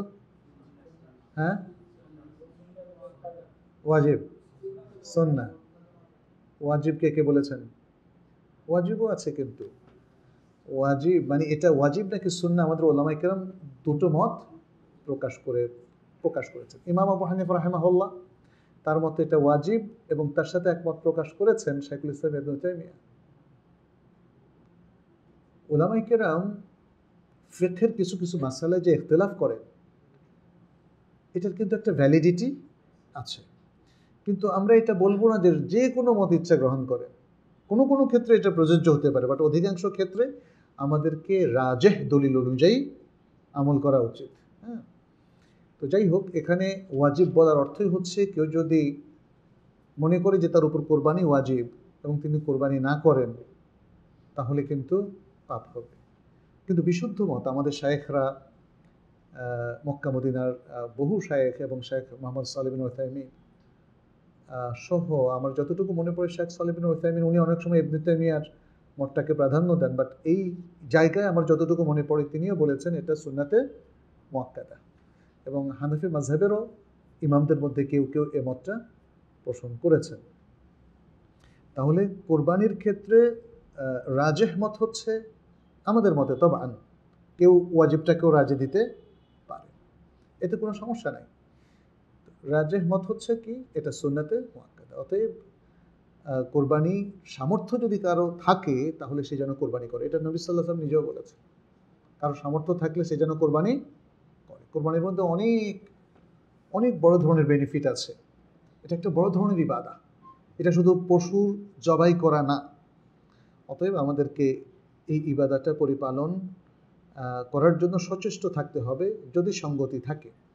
আর আমাদের যারা বিত্তবান আছেন তাদের প্রতি আমাদের আহ্বান হচ্ছে, আপনার যদি একাধিক কোরবানি করার সামর্থ্য থাকে তাহলে আপনি আমাদের দেশে বেশ কিছু প্রতিষ্ঠান আছে, আমাদের ইমাম বুখারী ট্রাস্টও এই প্রতিষ্ঠান হিসাবে এই দায়িত্বটা পালন করছে, প্রত্যন্ত অঞ্চলে গরিব দুঃখী মানুষ যেখানে থাকে তাদের জন্য কোরবানি করে দেওয়া। আমাদের এখানে এক ভাগা কেউ কোরবানি করতে পারেন, এটা মানে এক ভাগার নিচে তো কোরবানি হবে না, তাই না? বিশেষ করে গরু কিংবা উট এগুলোর ক্ষেত্রে। আর ছাগলের ক্ষেত্রে একটা ছাগল, বিভিন্ন দাম আছে, এখানে দামটা নির্ধারণ করা কঠিন, তারপরেও এটা হতে পারে। আবার আরেকটা জিনিস হতে পারে যে সুনির্দিষ্টভাবে আমরা হয়তো কোরবানি করলাম না, বাট কোরবানি করার জন্য একটা ফান্ড ক্রিয়েট করলাম, তখন গরিব দুঃখীদের জন্য এটা কোরবানির দিন কোরবানি করে তাদের কাছে বন্টন করা হবে। হয়তো আপনার পক্ষ থেকে হবে না, যদি আপনি যেমন 4,000-5,000 টাকা দেন, এটা তো এক ভাগ হলো না। এটা মনে রাখতে হবে, কোরবানির ক্ষেত্রে এক ভাগ বা তার বেশি অংশ আপনার থাকতে হবে। আর এটা একটা ফিকহি ইখতিলাফের বিষয়, নানা রকম মত এখানে আছে। যেমন কোরবানি গরুতে 7 ভাগ কি তাহলে 7 ভাগই হতে হবে? 6 ভাগ হলে হবে না? 5 ভাগ হলে হবে না? বা 4 ভাগ, 3 ভাগ? বিশুদ্ধ মত হচ্ছে সর্বোচ্চ গরুর ক্ষেত্রে 7 ভাগ হতে পারবে, কিন্তু এর কম হলে কোনো সমস্যা নাই। এর কম হলে কোনো সমস্যা নাই। অনেক মানুষ মনে করে যে না, প্রত্যেক ভাগা আলাদা আলাদা আইডেন্টিফাই করতে হবে এবং সেটা কমপ্লিট হতে হবে। আপনি 1.5 ভাগ নিলেন হবে না। হ্যাঁ, তো যাই হোক, এটা শেখ সালেহ বিন উসাইমিন খুব সুন্দর আলোচনা করেছেন এবং তিনি বলেছেন আসলে মিনিমাম 1 ভাগ হলে তার কোরবানি হয়ে যাবে, 1 ভাগের বেশি হলে তাতে কোনো সমস্যা নাই। এখন দুজনে মিলে যদি একটা গরু জবে করে, তাইলে এক একজনের ভাগে কতটুকু পড়ে? 3.5 ভাগ না? যদি 7 ভাগ ধরি আমরা, এতে কোনো সমস্যা নাই। মানে আপনাকে দেখতে হবে আপনি কয়টা ভাগে কার পক্ষ থেকে নিয়ত করলেন। 3.5 ভাগ নিয়ত করার কোনো সুযোগ নাই। তাহলে কিভাবে নিয়ত করবেন? দুজন যদি সমান সমান গরুর মধ্যে 2টা ভাগ দেন, তাইলে আপনি 3টা করে নিয়ত করবেন। তার মানে অতিরিক্ত কিছু থাকলে তাতে কোনো সমস্যা নেই। একটা গরুতে সর্বোচ্চ 7 ভাগ 7 জনের পক্ষ থেকে করা যায়, আবার 6 জনের পক্ষ থেকেও করা যায়। সপ্তম ব্যক্তি এখানে থাকাটা জরুরি নয়। আবার 5 জনের পক্ষ থেকে করা যায়, বাকি 2 জন আমি আইডেন্টিফাই করলাম না, তাতে কি কোরবানি আটকে যাবে? আটকে যাবে না। খুব সুন্দর ডিসকাশন করে উনি বুঝিয়েছেন কেন আটকে যাবে না। কিন্তু আমাদের অনেক মানুষ, তার মাথায় একটা যুক্তি ঢুকে আর মনে করে যে না, এখানে 7টা আইডেন্টিফাইড হতেই হবে। এটা কি রাসূল সাল্লাল্লাহু আলাইহি ওয়াসাল্লাম বলেছেন? বলেন। একজন ব্যক্তি যদি একটা গরু কোরবানি করে, হবে কি না? তাহলে 6 জন করলে কেন হবে না? 5 জন করলে কেন হবে না? 4 জন করলে কেন হবে না? অবশ্যই হবে, তবে 8 জন করলে 8ম ব্যক্তির কোরবানি এখানে গ্রান্টেড হবে না। অথবা যদি এটাকে 8 ভাগে 8 জন শরিক হয় একটা গরুর মধ্যে, তাহলে কারোরই কোরবানি হবে না, কারণ 8 জন এখানে প্রত্যেকে 1 ভাগের চাইতে কম শরিক হয়েছে। গরুর মধ্যে যদি 1/8 শরিক হয়, যারা 1/8 করে বা 1/9 করে শরিক হয়েছে, তাদের কোরবানি হবে না। কেন হবে না? এটা মনে হয় দিবালোকের মতোই স্পষ্ট। আচ্ছা, সুতরাং কোরবানির ক্ষেত্রে আমাদেরকে এটা মনে রাখতে হবে। কোরবানির পশু চয়নের ক্ষেত্রে আমাদেরকে মনে রাখতে হবে এই যে কোন পশুর কত বয়স হলে কোরবানি করবে। যেমন ছাগলের ক্ষেত্রে 1 বছর, গরুর ক্ষেত্রে 2 বছর, ওটের ক্ষেত্রে 5 বছর। সুতরাং এটার জন্য ব্যত্যয় না হয়, আমাদের পুরো ডিসকাশন এখানে আছে। রাসূল সাল্লাল্লাহু আলাইহি ওয়াসাল্লাম জিদআহ, হৃষ্টপুষ্ট এক ধরনের ছাগল, সেক্ষেত্রে 6 মাসের কথা বলেছেন, বাট এটার কমন নিয়ম হলো 1 বছর। কমন নিয়ম হলো 1 বছরের ছাগল, 2 বছরের গরু, 5 বছরের ওট। হ্যাঁ, যদি আপনি এই জায়গায় ভুল করেন তাহলে তো এটা কোরবানির বিষয়, এটা ইবাদত, এটা নির্ধারিত, ফলে এই জায়গায় ভায়োলেশন হলে আপনার কোরবানি নষ্ট হয়ে যেতে পারে। এরপরে রাসূল সাল্লাল্লাহু আলাইহি ওয়াসাল্লাম 4 ধরনের কোরবানির পশু নিষেধ করেছেন। 4 ধরনের কোরবানির পশু নিষেধ করেছেন, যেমন অসুস্থ, তারপরে ল্যাংড়া, অন্ধ, কানা, হ্যাঁ, কিংবা হাজিল। হাজিল বলতে যার হাড়ের ভিতরে শ্বাস নাই, অর্থাৎ ক্ষীণকায়, দুর্বল হয়ে গেছে। আল্লাহর জন্য কোরবানি দিবেন এত দুর্বল, হ্যাঁ, তাই না? এই 4 প্রকার কোরবানি করাটা ভুল, এগুলো করা যাবে না। সুতরাং এই বিষয়গুলো আমাদেরকে মাথায় রাখতে হবে। কোরবানির জন্য যে সময়টা নির্ধারণ করা হয়েছে সেটাও খেয়াল রাখতে হবে। রাসূল সাল্লাল্লাহু আলাইহি সাল্লাম ঈদের সালাতের আগে কোরবানি করতে নিষেধ করেছেন। কোরবানি করবে কখন তাহলে? ঈদের সালাতের পরে। এখানে আরও একটা জিনিস আমাদের খেয়াল রাখা দরকার, সেটা হচ্ছে ঈদ উল আযহা। দেখেন, আমাদের দুটো ঈদ শুরু হয় ইবাদত দিয়ে। তাহলে ঈদ কি উৎসব না ইবাদত? বলেন, ইবাদত। আগে ইবাদত পরে উৎসব। আমাদের মানুষ বানিয়ে নিয়েছে আগে উৎসব পরে ইবাদত, মানে পারলে ইবাদত করলাম, না হলে না করলাম। কিন্তু এটা উৎসব, এত বড় উৎসব যে ঈদের নাটক বানিয়ে ফেলছে। ঈদের নাটক আবার ঈদের কালচারের সাথে যায় না, যায় কি না? কি দুর্ভাগা জাতি, তাই না? ঈদের নাটক ঈদের সাথে যায় না। আল্লাহ আমাদেরকে তওবা করতে হবে, পুরো জাতিকে তওবা করতে হবে। এত ভায়োলেশন দিন দিন বেড়ে যাচ্ছে। মানুষ আসলে যত আধুনিক হচ্ছে তত মনে করছে ধর্ম অপান্তেয়, এবং সবচেয়ে বেশি অপান্তেয় করে ফেলেছে বিশ্ববাসী এখন ইসলামকে। ঘরে ঘরে যেখানে সেখানে ইসলামের শত্রু। ইসলাম কি এত অপরাধ করলো? আমি অনেক বছর ধরে খুঁজছি, এখনো খুঁজতেছি। কোরআনের কি এত অপরাধ? তোমরা যারা এখানে তরুণ আছো, তোমরা একটু ভালো করে গবেষণা করো তো, যে ইসলামের কি অপরাধ, কোরআন কি খারাপ কথাটা বলেছে মানুষকে, বা নবী সাল্লাল্লাহু আলাইহি সাল্লাম। আমরা যারা দীর্ঘদিন, আমি তো যখন পড়াশোনা শুরু করলাম মাদ্রাসায়, প্রায় 40 বছর আর বেশি হয়ে গেছে, আমি কোরআন সুন্নাহর কোথাও অবজেকশন দেওয়ার মতো কিছু পাইনি। বরং কোরআন সুন্নাহ এর প্রত্যেকটা নির্দেশ, প্রত্যেকটা আয়াত, প্রত্যেকটা হাদিস আমাদেরকে আলোকিত করেছে।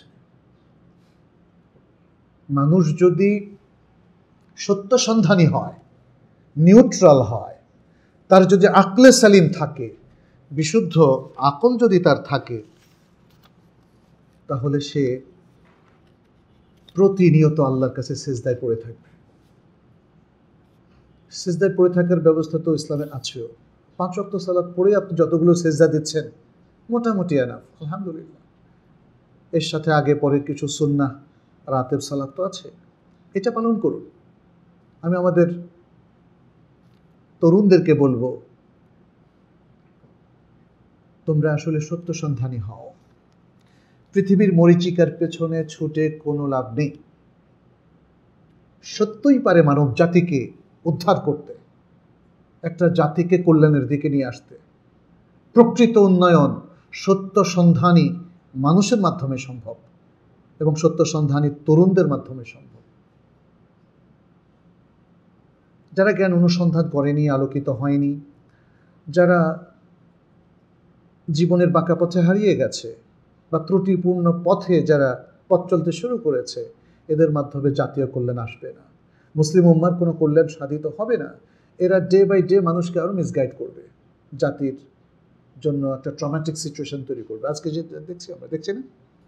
অতএব আমাদের যে সমস্ত মুসলিম ভাই বোনেরা এবং তরুণরা, তারা মানুষের কল্যাণ চায়, জগতের কল্যাণ চায়, উম্মার কল্যাণ চায়, দেশের কল্যাণ চায়, সমাজের কল্যাণ চায় এবং মানবের কল্যাণ চায়, তাদেরকে কোরআন সুন্নাহর দিকে আসতে হবে। এই যে চমৎকার প্রোগ্রামগুলো একের পর এক আমাদের সামনে পেশ করা হলো, এই প্রোগ্রামগুলো হাতে নিতে হবে। এগুলো project, these are the projects of Allah. আল্লাহর এই প্রজেক্টগুলো বাস্তবায়ন কেন করছে না আল্লাহর বান্দারা, তাই না? আমি সে আহ্বান করছি, আল্লাহ যেন আমাদের সবাইকে বোঝার তৌফিক দান করে।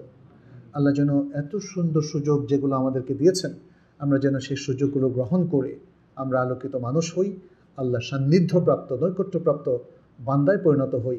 আল্লাহ যেন আমাদেরকে ইখলাসুল আমল দান করেন। আল্লাহ যেন আমাদেরকে মুতাবাআত সুন্নাহ, সুন্নাহ অনুসরণের তৌফিক দান করেন। আল্লাহ যেন আমাদের ভুলগুলো ক্ষমা করে দেন, আমাদের পাপগুলো মোচন করে দেন, আমাদেরকে আলোকিত মানুষ হিসাবে কবুল করেন, আমাদেরকে তওবা ইস্তিগফারের মাধ্যমে প্রতিনিয়ত ভালো মানুষে পরিণত হওয়ার তৌফিক তিনি আমাদেরকে দান করেন। আল্লাহর কাছে সে আহ্বান রেখে, দোয়া রেখে এখানে শেষ করছি। যদি কোনো প্রশ্ন থাকে আমরা প্রশ্ন উত্তর দেব ইনশাআল্লাহ। কিছু প্রশ্ন এসেছে। হাদিসে এসেছে, কেউ যদি উত্তম রূপে ওযু করে ফরজ নামাজের উদ্দেশ্যে বাসা থেকে মসজিদের জন্য বের হয়, তাহলে তার প্রতি কদমে তিনটি করে গুনাহ ও মর্যাদা বৃদ্ধি পায়। গুনাহ এখন মাফ গুনাহ হয় এবং মাফ ও মর্যাদা। মর্যাদা বৃদ্ধি পায়। আমার প্রশ্ন হচ্ছে, এই প্রযোজক কি শুধু মসজিদে যাওয়ার কথা বলা হয়েছে, নাকি আসা যাওয়া দুটি ফজিলত কাউন্ট হবে? বাহ্যিকভাবে বোঝা যাচ্ছে যে আসা যাওয়া দুটোই। হ্যাঁ, যাওয়া এবং আসা এই দুটোই কাউন্ট হওয়ার অন্য দলিলও আছে। হ্যাঁ, যেমন ঈদের সালাতে বলা হয়েছে এক রাস্তা দিয়ে যেতে আরেক রাস্তা দিয়ে আসতে। যদি আসাটা কাউন্টই না হয় তাহলে আরেক জায়গা দিয়ে আসতে বলছে কেন? বুঝে এসছে কিনা? আসলে আল্লাহ তাআলা বান্দার কোনো আমলকে বাতিল করেন না। ইন্নাল্লাহা লা ইউযিউ আজরাল মুহসিনিন। আপনি ঘরে থেকে গিয়েছেন, যাওয়া এবং আসা এটা কি মসজিদ কেন্দ্রিক না? এটা কি সালাতের উদ্দেশ্যে না? আপনি গিয়ে আসতে হবে না বাসায়? আসতে হবে। ফলে দুটোর জন্যই এই ফজিলাত ইনশাআল্লাহ। জি। দ্বিতীয় প্রশ্ন, বদলি হজ যে করে তার ফজিলত কি পুরো নিয়মে হজ করার মতো সওয়াব হবে? বদলি হজ। বদলি হজ যিনি করেন, জি। আহ, তার সওয়াব কি যিনি পূর্ণাঙ্গ হজ করেন তার সমপরিমাণ হবে? এখানে যে বিষয়টা আমরা বলবো, প্রথমত হচ্ছে হজ তিনি আরেকজনের পক্ষে করছেন, তাহলে তার জন্য পুরো হজের সওয়াবটা জরুরি না। কারণ হজটা কার জন্য? যার পক্ষ থেকে করছেন তার জন্য। তিনি সওয়াব পাবেন, তিনি আরেকজন ভাইকে সাহায্য সহযোগিতা করলেন। কিন্তু এখানে প্রশ্ন বলা হয়েছে তার সওয়াব বেশি নাকি যিনি বদলি হজ করলেন, নাকি তার, নাকি দুজনের সমান? প্রথম কথা হচ্ছে দুজনের সমান নয়, এটা আমরা একদম ক্লিয়ারলি বুঝলাম। এখন যিনি বদলি হজ করলেন, যদি তার সব সওয়াব হিসাব করেন এই কয়েকদিনের, তাহলে তারটা বেশি হতে পারে। তারটা বেশি হতে পারে, বুঝতে পেরেছেন কেন?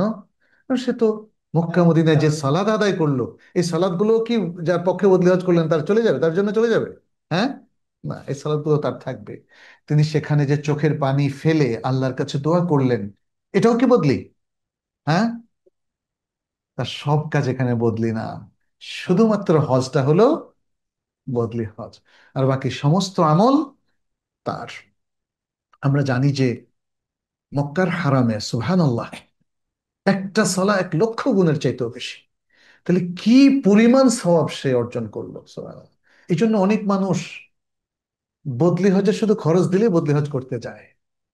কারণ শুধু যে বদলি হজ করে দিল তা তো না, সে নিজে অনেকগুলো সুযোগ পেল। মক্কায় বসে সিয়াম রাখা, মক্কায় সালাতুল জুমআ পড়া, মক্কায় বসে বসে শাইখদের সান্নিধ্যে একটু যাওয়া, শাইখদের কাছে কিছু প্রশ্ন করা, যদি আপনি আরবি বুঝেন তাহলে তো শোনায় সোহাগা, তাই না? কাবা, কাবাকে প্রদক্ষিণ করা, নফল তওয়াফ করা, নফল তওয়াফ কি বদলি না? তাই না? অতএব যারা মনে করছেন যে বদলি হজ করলে তার সওয়াবটা অনেক কম, এটা ঠিক নয়। বরং যদি আপনি এই পার্সপেক্টিভটা হিসাব করেন তাহলে দেখবেন তার সওয়াব যার পক্ষে বদলি হজ করা হলো তার চেয়ে অনেক অনেক বেশি। আমাদের পরবর্তী প্রশ্ন, মক্কায় 9 জিলহজ আরাফাত দিবস, এ দেশে তখন 8 জিলহজ, আমাদের আরাফাত দিবসে সিয়াম কবে? ইয়ৌম আরাফা, এটা বাংলাদেশিদের জন্য কেমনে হলো এটা তো আমি বুঝলাম না। বাংলাদেশে আরাফা আছে? তাহলে আমাদের আরাফাত দিবস আবার কোথায়?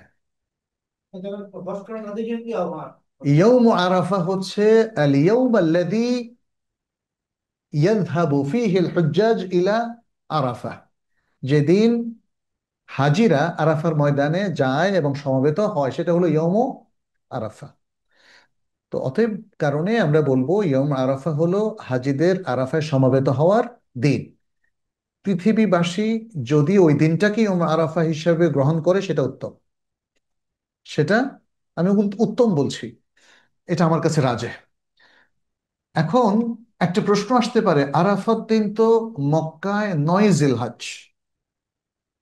আর ওই দিন আমাদের দেশে লোকাল মুন সাইটিং এর ভিত্তিতে 8ই জিলহজ। তো এখন তো জটিল হয়ে গেল, কেমনে ভাঙবেন এটা, তাই না? প্রশ্ন আসলে মূলত সেটাই করেছে আমাকে। তো এখানে আসলে আমাদের ওলামায়ে কেরাম ইখতিলাফ করেছেন। শেখ সালেহ বিন উসাইমিন তিনি সবসময়ই লোকাল মুন সাইটিং এর ভিত্তিতে চাঁদের মাসের হিসাব করাটাকে তিনি সবসময় প্রাধান্য দিয়েছেন।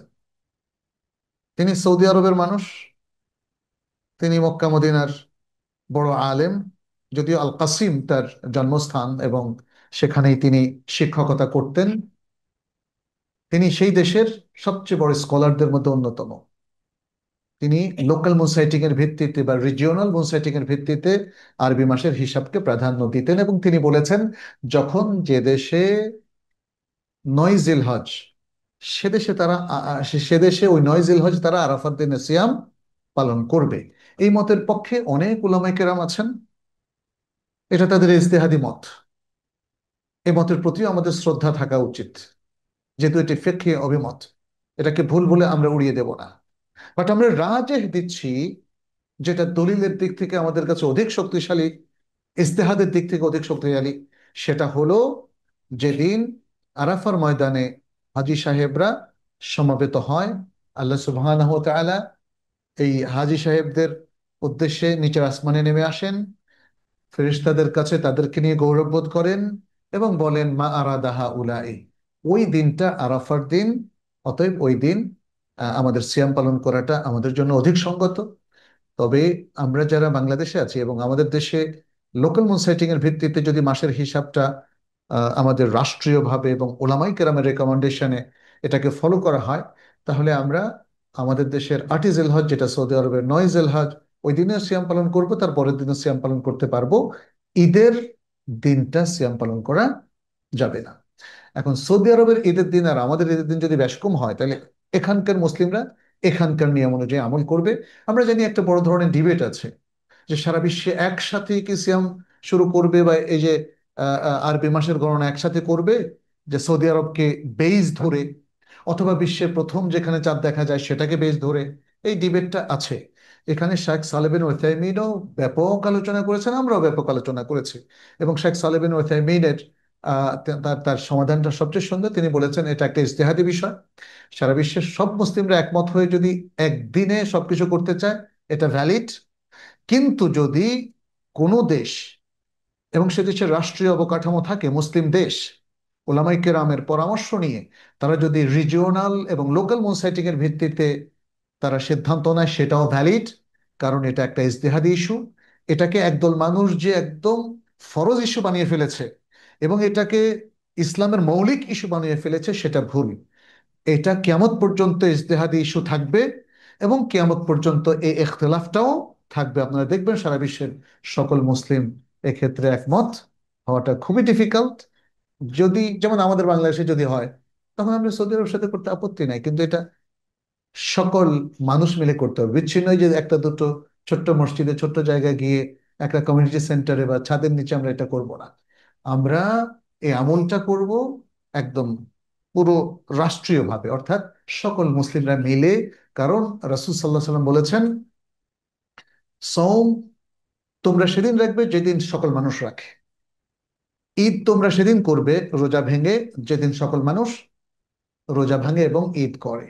তার মানে তিনি এটাকে সামাজিক উৎসব হিসাবে এবং সামাজিক ইবাদত হিসাবে উল্লেখ করেছেন। অতএব মুন সাইটিংটা এটা একটা রিজনে এবং একটা কান্ট্রিতে একদিন হবে, হোক সেটা মক্কার সাথে অথবা হোক সেটা লোকালি, হবে একদিন। আমি আরেকটা ছোট্ট উদাহরণ দেই, যেহেতু এই জিনিসটা তো এসে যায়, বুঝছেন না আপনি 9 তারিখের প্রশ্নটা করেছেন, এই জিনিসটা এসে যায়। ডক্টর মোহাম্মদ হাসান একজন সালাফি আলেম, মিশরের প্রখ্যাত আলেম, তিনি সৌদি আরবে অনেকদিন ছিলেন। তো তিনি বলেছেন তিনি ইন্টারন্যাশনাল মুন সাইটিং এর ভিত্তিতে মাস গণনাটা পছন্দ করেন, রাজেহ মনে করেন। বাট মিশরীয় সিদ্ধান্ত হচ্ছে, রাষ্ট্রীয় সিদ্ধান্ত হচ্ছে লোকাল মুন সাইটিং এর ভিত্তিতে। এই জন্য তিনি বলেন, আমি আমার ইজতেহাদি মতকে এককভাবে বাস্তবায়ন না করে আমি ওলামাই কেরাম এবং রাষ্ট্রীয় মুসলিম রাষ্ট্র যেহেতু যে সিদ্ধান্তটা দিয়েছে আমরা সেটাই ফলো করছি। এখানে একটা জিনিস আরেকটা বলে রাখি, এটা অনেকেই প্রশ্ন করে, তো এই জন্য বলি। কেউ কেউ বলে যে তাইলে এখন যে সেকুলার রাষ্ট্র, সেগুলোর সিদ্ধান্ত কি আমাদের উপর ওয়াজিব? ওটা তো হচ্ছে ভিন্ন প্রসঙ্গ, ওই প্রসঙ্গে আমাদের যাওয়ার দরকার নাই। সেকুলার রাষ্ট্র যদি বলে যে আপনি ইসলামিক বিবাহ প্রথা মেনে চলতে পারবেন, তাহলে আমি বলবো যে না, এটা যেহেতু বলছে এটা মানবো না, তাহলে আমি কোনটা মানবো? অতএব যেই জিনিসগুলো ইসলামের সাথে সঙ্গতিপূর্ণ, যে কোনো রাষ্ট্র, ইভেন যদি সেটা সেকুলার হয়, আমাদেরকে সহজীকরণ করে দেয় এবং আমাদের ওলামাই কেরামের মতের সাথে যদি মিলে যায়, তাহলে সেটা মানতে কোনো অসুবিধা নাই। এটা আমরা আমরা একটা সেকুলার সিদ্ধান্ত মানলাম, ব্যাপারটা তা না। এটা আমরা ইসলামী ইজতেহাদি একটা বিধানকে অনেক ওলামায়ে কেরামের মতের ভিত্তিতে মানলাম। এটা কিন্তু রাষ্ট্রকে মানার বিষয়টা না। বুঝতে পেরেছেন? অতএব বিষয়গুলো নিয়ে আমাদের আসলে আরো সাবধানতার সাথে, সতর্কতার সাথে আলোচনা করতে হবে। আমার মনে হয় যদি আজানের টাইম হয়ে যায় আমরা কি শেষ করবো নাকি? আরো আচ্ছা, খুব দুটি ছোট্ট প্রশ্ন করে উত্তর রয়েছে। দেই। হ্যাঁ, মৃত ব্যক্তির পক্ষ থেকে কোরবানি দেওয়া কি জায়েজ? মৃত ব্যক্তির পক্ষ থেকে কোরবানি দেওয়া জায়েজ আছে। শেখ সলিম উল এটা এই মাসালাটাকে একটু বিশদভাবে ব্যাখ্যা করেছেন। মৃত ব্যক্তি যদি ওসিয়ত করে যায় যে আমার নামে কোরবানি করবা প্রতি বছর আমার সম্পত্তি থেকে বা তোমাদের সম্পত্তি থেকে, তাহলে সামর্থ্য থাকা শর্তে এটা প্রতি বছর কোরবানি সে করতে পারবে। মৃত ব্যক্তি যদি কিছুই না বলে যায়, তাহলেও তার পক্ষে কোরবানি করা যাবে, কিন্তু তখন সেটা হয়ে যাবে সাদাকা। মৃত ব্যক্তির জন্য সাদাকার নিয়তে যদি কেউ কোরবানির মানে একটা গরু জবে করে বন্টন করে দেয়, জায়েজ হবে কিনা? জায়েজ হবে। অতএব কোরবানিটা যদি সে আদলে করা হয় তাহলে সেটাও জায়েজ হবে। তৃতীয় হচ্ছে, যদি কেউ মনে করে যে না, মৃত ব্যক্তির জন্য প্রতি বছর সে একটা রেওয়াজ করে নিয়ম করে করলো উপরের দুটো সূরা ছাড়া অন্য আরেকটা সূরাতে, তাহলে সেটা বেদাত হবে। তাহলে সেটা বেদাত হবে, কারণ এটা প্রথম দুটো সূরাতের বাইরে চলে গেছে এবং সে একটা রসম রেওয়াজ চালু করলো। যেটা আমি বলছিলাম যে এই ল্যাপটপে যে একটা ওয়ার্ড লিখবে সে 10টা নেকি পাবে, এই টাইপের কিছু যদি সে রেওয়াজ চালু করে, তাহলে সেই কোরবানিটা সিদ্ধ হবে না। তাহলে ওসিয়ত করলে এটা কোরবানি হবে সর্বসম্মতিক্রমে। আর রাজেহ মতে কেউ যদি সাদাকার নিয়তে মৃত ব্যক্তির পক্ষে কোরবানি করে, তাহলে বিশুদ্ধ মত অনুযায়ী সেটা শুদ্ধ হবে। আমাদের সর্বশেষ প্রশ্ন, একটি ছাগল একটি পরিবার থেকে কোরবানি দিলে পরিবারের 4জন সদস্যের নামে নিয়ত করা যাবে কি?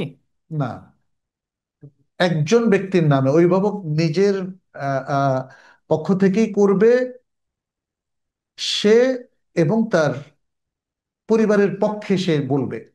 বলবে না যে এখানে এক ভাগা আমার, এক ভাগা ওনার, এক ভাগা, এভাবে না। সে নিয়ত করবে তার এবং তার পরিবারের পক্ষে। এটা এটা এইভাবে নিয়ত করা যায়, যেহেতু নবী সাল্লাল্লাহু আলাইহি সাল্লাম এভাবে বলেছেন, আল্লাহুম্মা বিসমিল্লাহ আল্লাহু আকবার, আল্লাহুম্মা হাদা মিন মুহাম্মদ ওয়া আলি মুহাম্মদ ওয়া মিন উম্মতি মুহাম্মদ। তাহলে তিনি দুটো ছাগল জবে করার সময় তিনি এটা বলেছিলেন। তাহলে মানে নিজে এবং নিজের পরিবারের পক্ষে এটা বলা যাবে। কিন্তু হে আল্লাহ, এটা আমার পক্ষে এক ভাগ, আবার ছেলে মোহাম্মদের পক্ষে আরেক ভাগ, আমার ছেলে মাহমুদের পক্ষে আরেক ভাগ, এভাবে করা যাবে না। অথবা আমাদের স্ত্রীর পক্ষে এক ভাগ, এভাবে করা যাবে না, কারণ একটা ছাগলে এক ভাগ। আর একটা ছাগল, আবু আইয়ুব আনসারী রাদিয়াল্লাহু তাআলা আনহুর হাদিস থেকে আমরা জানি, তিনি বলেছেন যে আমরা রাসূল সাল্লাল্লাহু আলাইহি ওয়াসাল্লামের যুগে ব্যক্তি এবং তার পরিবারের পক্ষে একটা ছাগল কোরবানি করতাম। তাহলে এটা একটা স্পষ্ট দলিল হয়ে গেল যে একটা কোরবানি একটা পরিবারের পক্ষ থেকে শুদ্ধ হয়ে যাবে। এখন পরিবারে যদি স্বামী এবং স্ত্রী দুজনেই টাকাওয়ালা হয়, অথবা তার নাবালক সন্তান যে কোনো কারণেই হোক টাকাওয়ালা হয়ে গেছে, এখন তিনজন তাদের কোরবানির সামর্থ্য আছে, তাহলে এই হাদিস অনুযায়ী একজন কোরবানি করলেই সুন্নতটা আদায় হয়ে যাচ্ছে, বা যদি কেউ ওয়াজিব বলেন সেটাও আদায় হয়ে যাচ্ছে। তবে ইমাম আবু হানিফা রাহিমাহুল্লাহর মতে প্রত্যেক ব্যক্তির উপর এটা ইন্ডিভিজুয়ালি ওয়াজিব হবে। ফলে একই ফ্যামিলিতে দুইজন তিনজন বা একাধিক ব্যক্তি যদি সামর্থ্যবান হয়, তাহলে তাদের প্রত্যেককেই কোরবানি করতে হবে। এটা হানাফি মাযহাবের ফাতাওয়া। জি, শেষ করি আমরা না? তো আপনাদের সবাইকে ধন্যবাদ যারা আজকে আমাদের সাথে আমাদের এই কুলিয়াতুল কোরআন মিলনায়তনে এসেছেন, এবং আমাদের বোনরাও ওই পাশে আছেন। আহ, আমরা আপনাদেরকে ব্যাপকভাবে এখানে আসলে দেখতে চাই। আপনাদের সাথে আসলে একটু ইন্টারাকশন বাড়াতে চাই এই ধরনের দাওয়াতি প্রোগ্রামগুলোতে। আমার বিশ্বাস যে আজকে যে আলোচনাটা হলো, অবশ্যই সেটি আমাদের উপকার করবে, করবে না ইনশাল্লাহ? আমাদের জন্য গুড রিমাইন্ডার হবে। এবং আহ, আহ, আমরা কখনো কখনো একটু আগে আসলে এখানে বসে যেতে পারি। এখানে পুরুষদের নামাজ হতে পারে, বসে একটু কুশলা দিয়ে বিনিময় করতে পারি কে কোথায় আছেন না আছেন, তাই না? মুসলিমদের মধ্যে তাআরুফ, এটা খুব জরুরি। আল্লাহ সুবহানাহু ওয়া তাআলা নিজেই তো সূরাতুল হুজরাতে বলেছেন না, যে তোমাদেরকে আমরা এক পুরুষ এবং এক নারী থেকে সৃষ্টি করেছি, কবিলায় কবিলায় বিভক্ত করেছি, লিতাআরাফু, যেন তোমরা পরস্পর পরিচিত হও। আমাদের পরিচিতিটা দরকার মাহাব্বা বৃদ্ধির জন্য, ভালোবাসার জন্য, মুসলিমদের সম্প্রীতি তৈরি করার জন্য। আমাদের অনেকেরই ভুল থাকতে পারে, আমরা এই ভুলগুলো নাসিহার মাধ্যমে সংশোধন করতে পারি, তাই না? কাদা ছোঁড়াছুঁড়ির মাধ্যমে কোনো ভুল সংশোধন হয় না। এই জন্য আমাদেরও যদি কারো আচরণে ভুল থাকে, কিছু থাকে, আমরা একে অপরকে সুন্দর নাসিহা করতে পারি। অতএব আমাদের এই ইমাম বুখারী ট্রাস্ট থেকে সারা বিশ্বের সকল মুসলিমের প্রতি আমাদের আবেদন থাকলো, আসুন আমরা ইমানকে তাজা করি, শক্তিশালী করি, বাড়াই, আমল বৃদ্ধি করি, সামনের সময়টুকু কাজে লাগাই, মুসলিম উম্মার মধ্যে মাহাব্বা এবং সম্প্রীতির চেতনা ছড়িয়ে দেই, এবং আমরা পরকালের জন্য নিজেদেরকে প্রস্তুত করি, আর দুনিয়ায় সবাই মিলে ভালো কাজগুলো করি। আল্লাহ আমাদের সবাইকে তৌফিক দান করুন। আমাদের এখানে আজকে যারা উপস্থিত হয়েছেন বোনদের মধ্যে, ভাইদের মধ্যে, আপনারা মাগরিবের পরে একটু বসবেন, আমরা 10 মিনিট একটু কথা বলবো।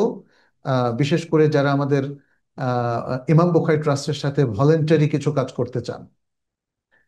উত্তরায়ও আপনি দেখবেন যে আমাদের দাওয়াতি কাজ, কিন্তু দাওয়াতি কাজ বলতে আমি ইসলামের কথাই বলছি, অন্য কোনো সংগঠন বা কোনো কিছু না। এই দাওয়াতগুলো মানুষের কাছে পৌঁছে নাই। অধিকাংশ মানুষ দেখবেন উত্তরের অধিকাংশ অধিবাসী এখনো কোরআন পড়তে পারে না, তাই না? তাহলে এই জায়গায় তরুণরা যারা আছে এবং আমাদের মুরব্বীরাও যারা আছেন, তারা প্রত্যেকে মিলে মিশে যদি আমরা কিছু কাজ করি, এখানে অনেকগুলো মসজিদ আছে, মসজিদ ভিত্তিকও আমাদের কাজ করার সুযোগ আছে। আমাদের এই প্রতিষ্ঠানেও আমরা কিছু শিশু কিশোর বা বয়স্কদের জন্য কিছু শিক্ষামূলক প্রোগ্রাম আমরা থ্রো করতে পারি। তো এই সকল কাজে সবাইকে নিয়ে আমাদের কাজ করতে হবে, তাই না? সেজন্য আপনারা যারা বসতে চান, সময় আছে এবং আমাদের সাথে কাজ করতে আগ্রহী, তারা নামাজের পরে 10 মিনিট পড়বেন ইনশাআল্লাহ। বারাকাল্লাহ ফিকুম। আমি আজকে শেষ করছি আমাদের এই বক্তব্য এখানেই। আল্লাহর কাছে ক্ষমা চেয়ে নিচ্ছি যদি কোনো ভুল করে থাকি, আর আল্লাহ যেন আমাদের কাজে, আমলে, কথায় বরকত দেন সে দোয়া করছি। হাদা ওয়াসাল্লাল্লাহু ওয়াসাল্লাম আলা নবিয়িনা মুহাম্মদ ওয়া আলা আলিহি ওয়া আসহাবিহি আজমাইন। সুবহানাকাল্লাহুম্মা ওয়া বিহামদিক, আশহাদু আল্লা ইলাহা ইল্লা আন্ত, আস্তাগফিরুকা ওয়া আতুবু ইলাইক। আসসালামু আলাইকুম ওয়া রাহমাতুল্লাহি ওয়া বারাকাতুহু।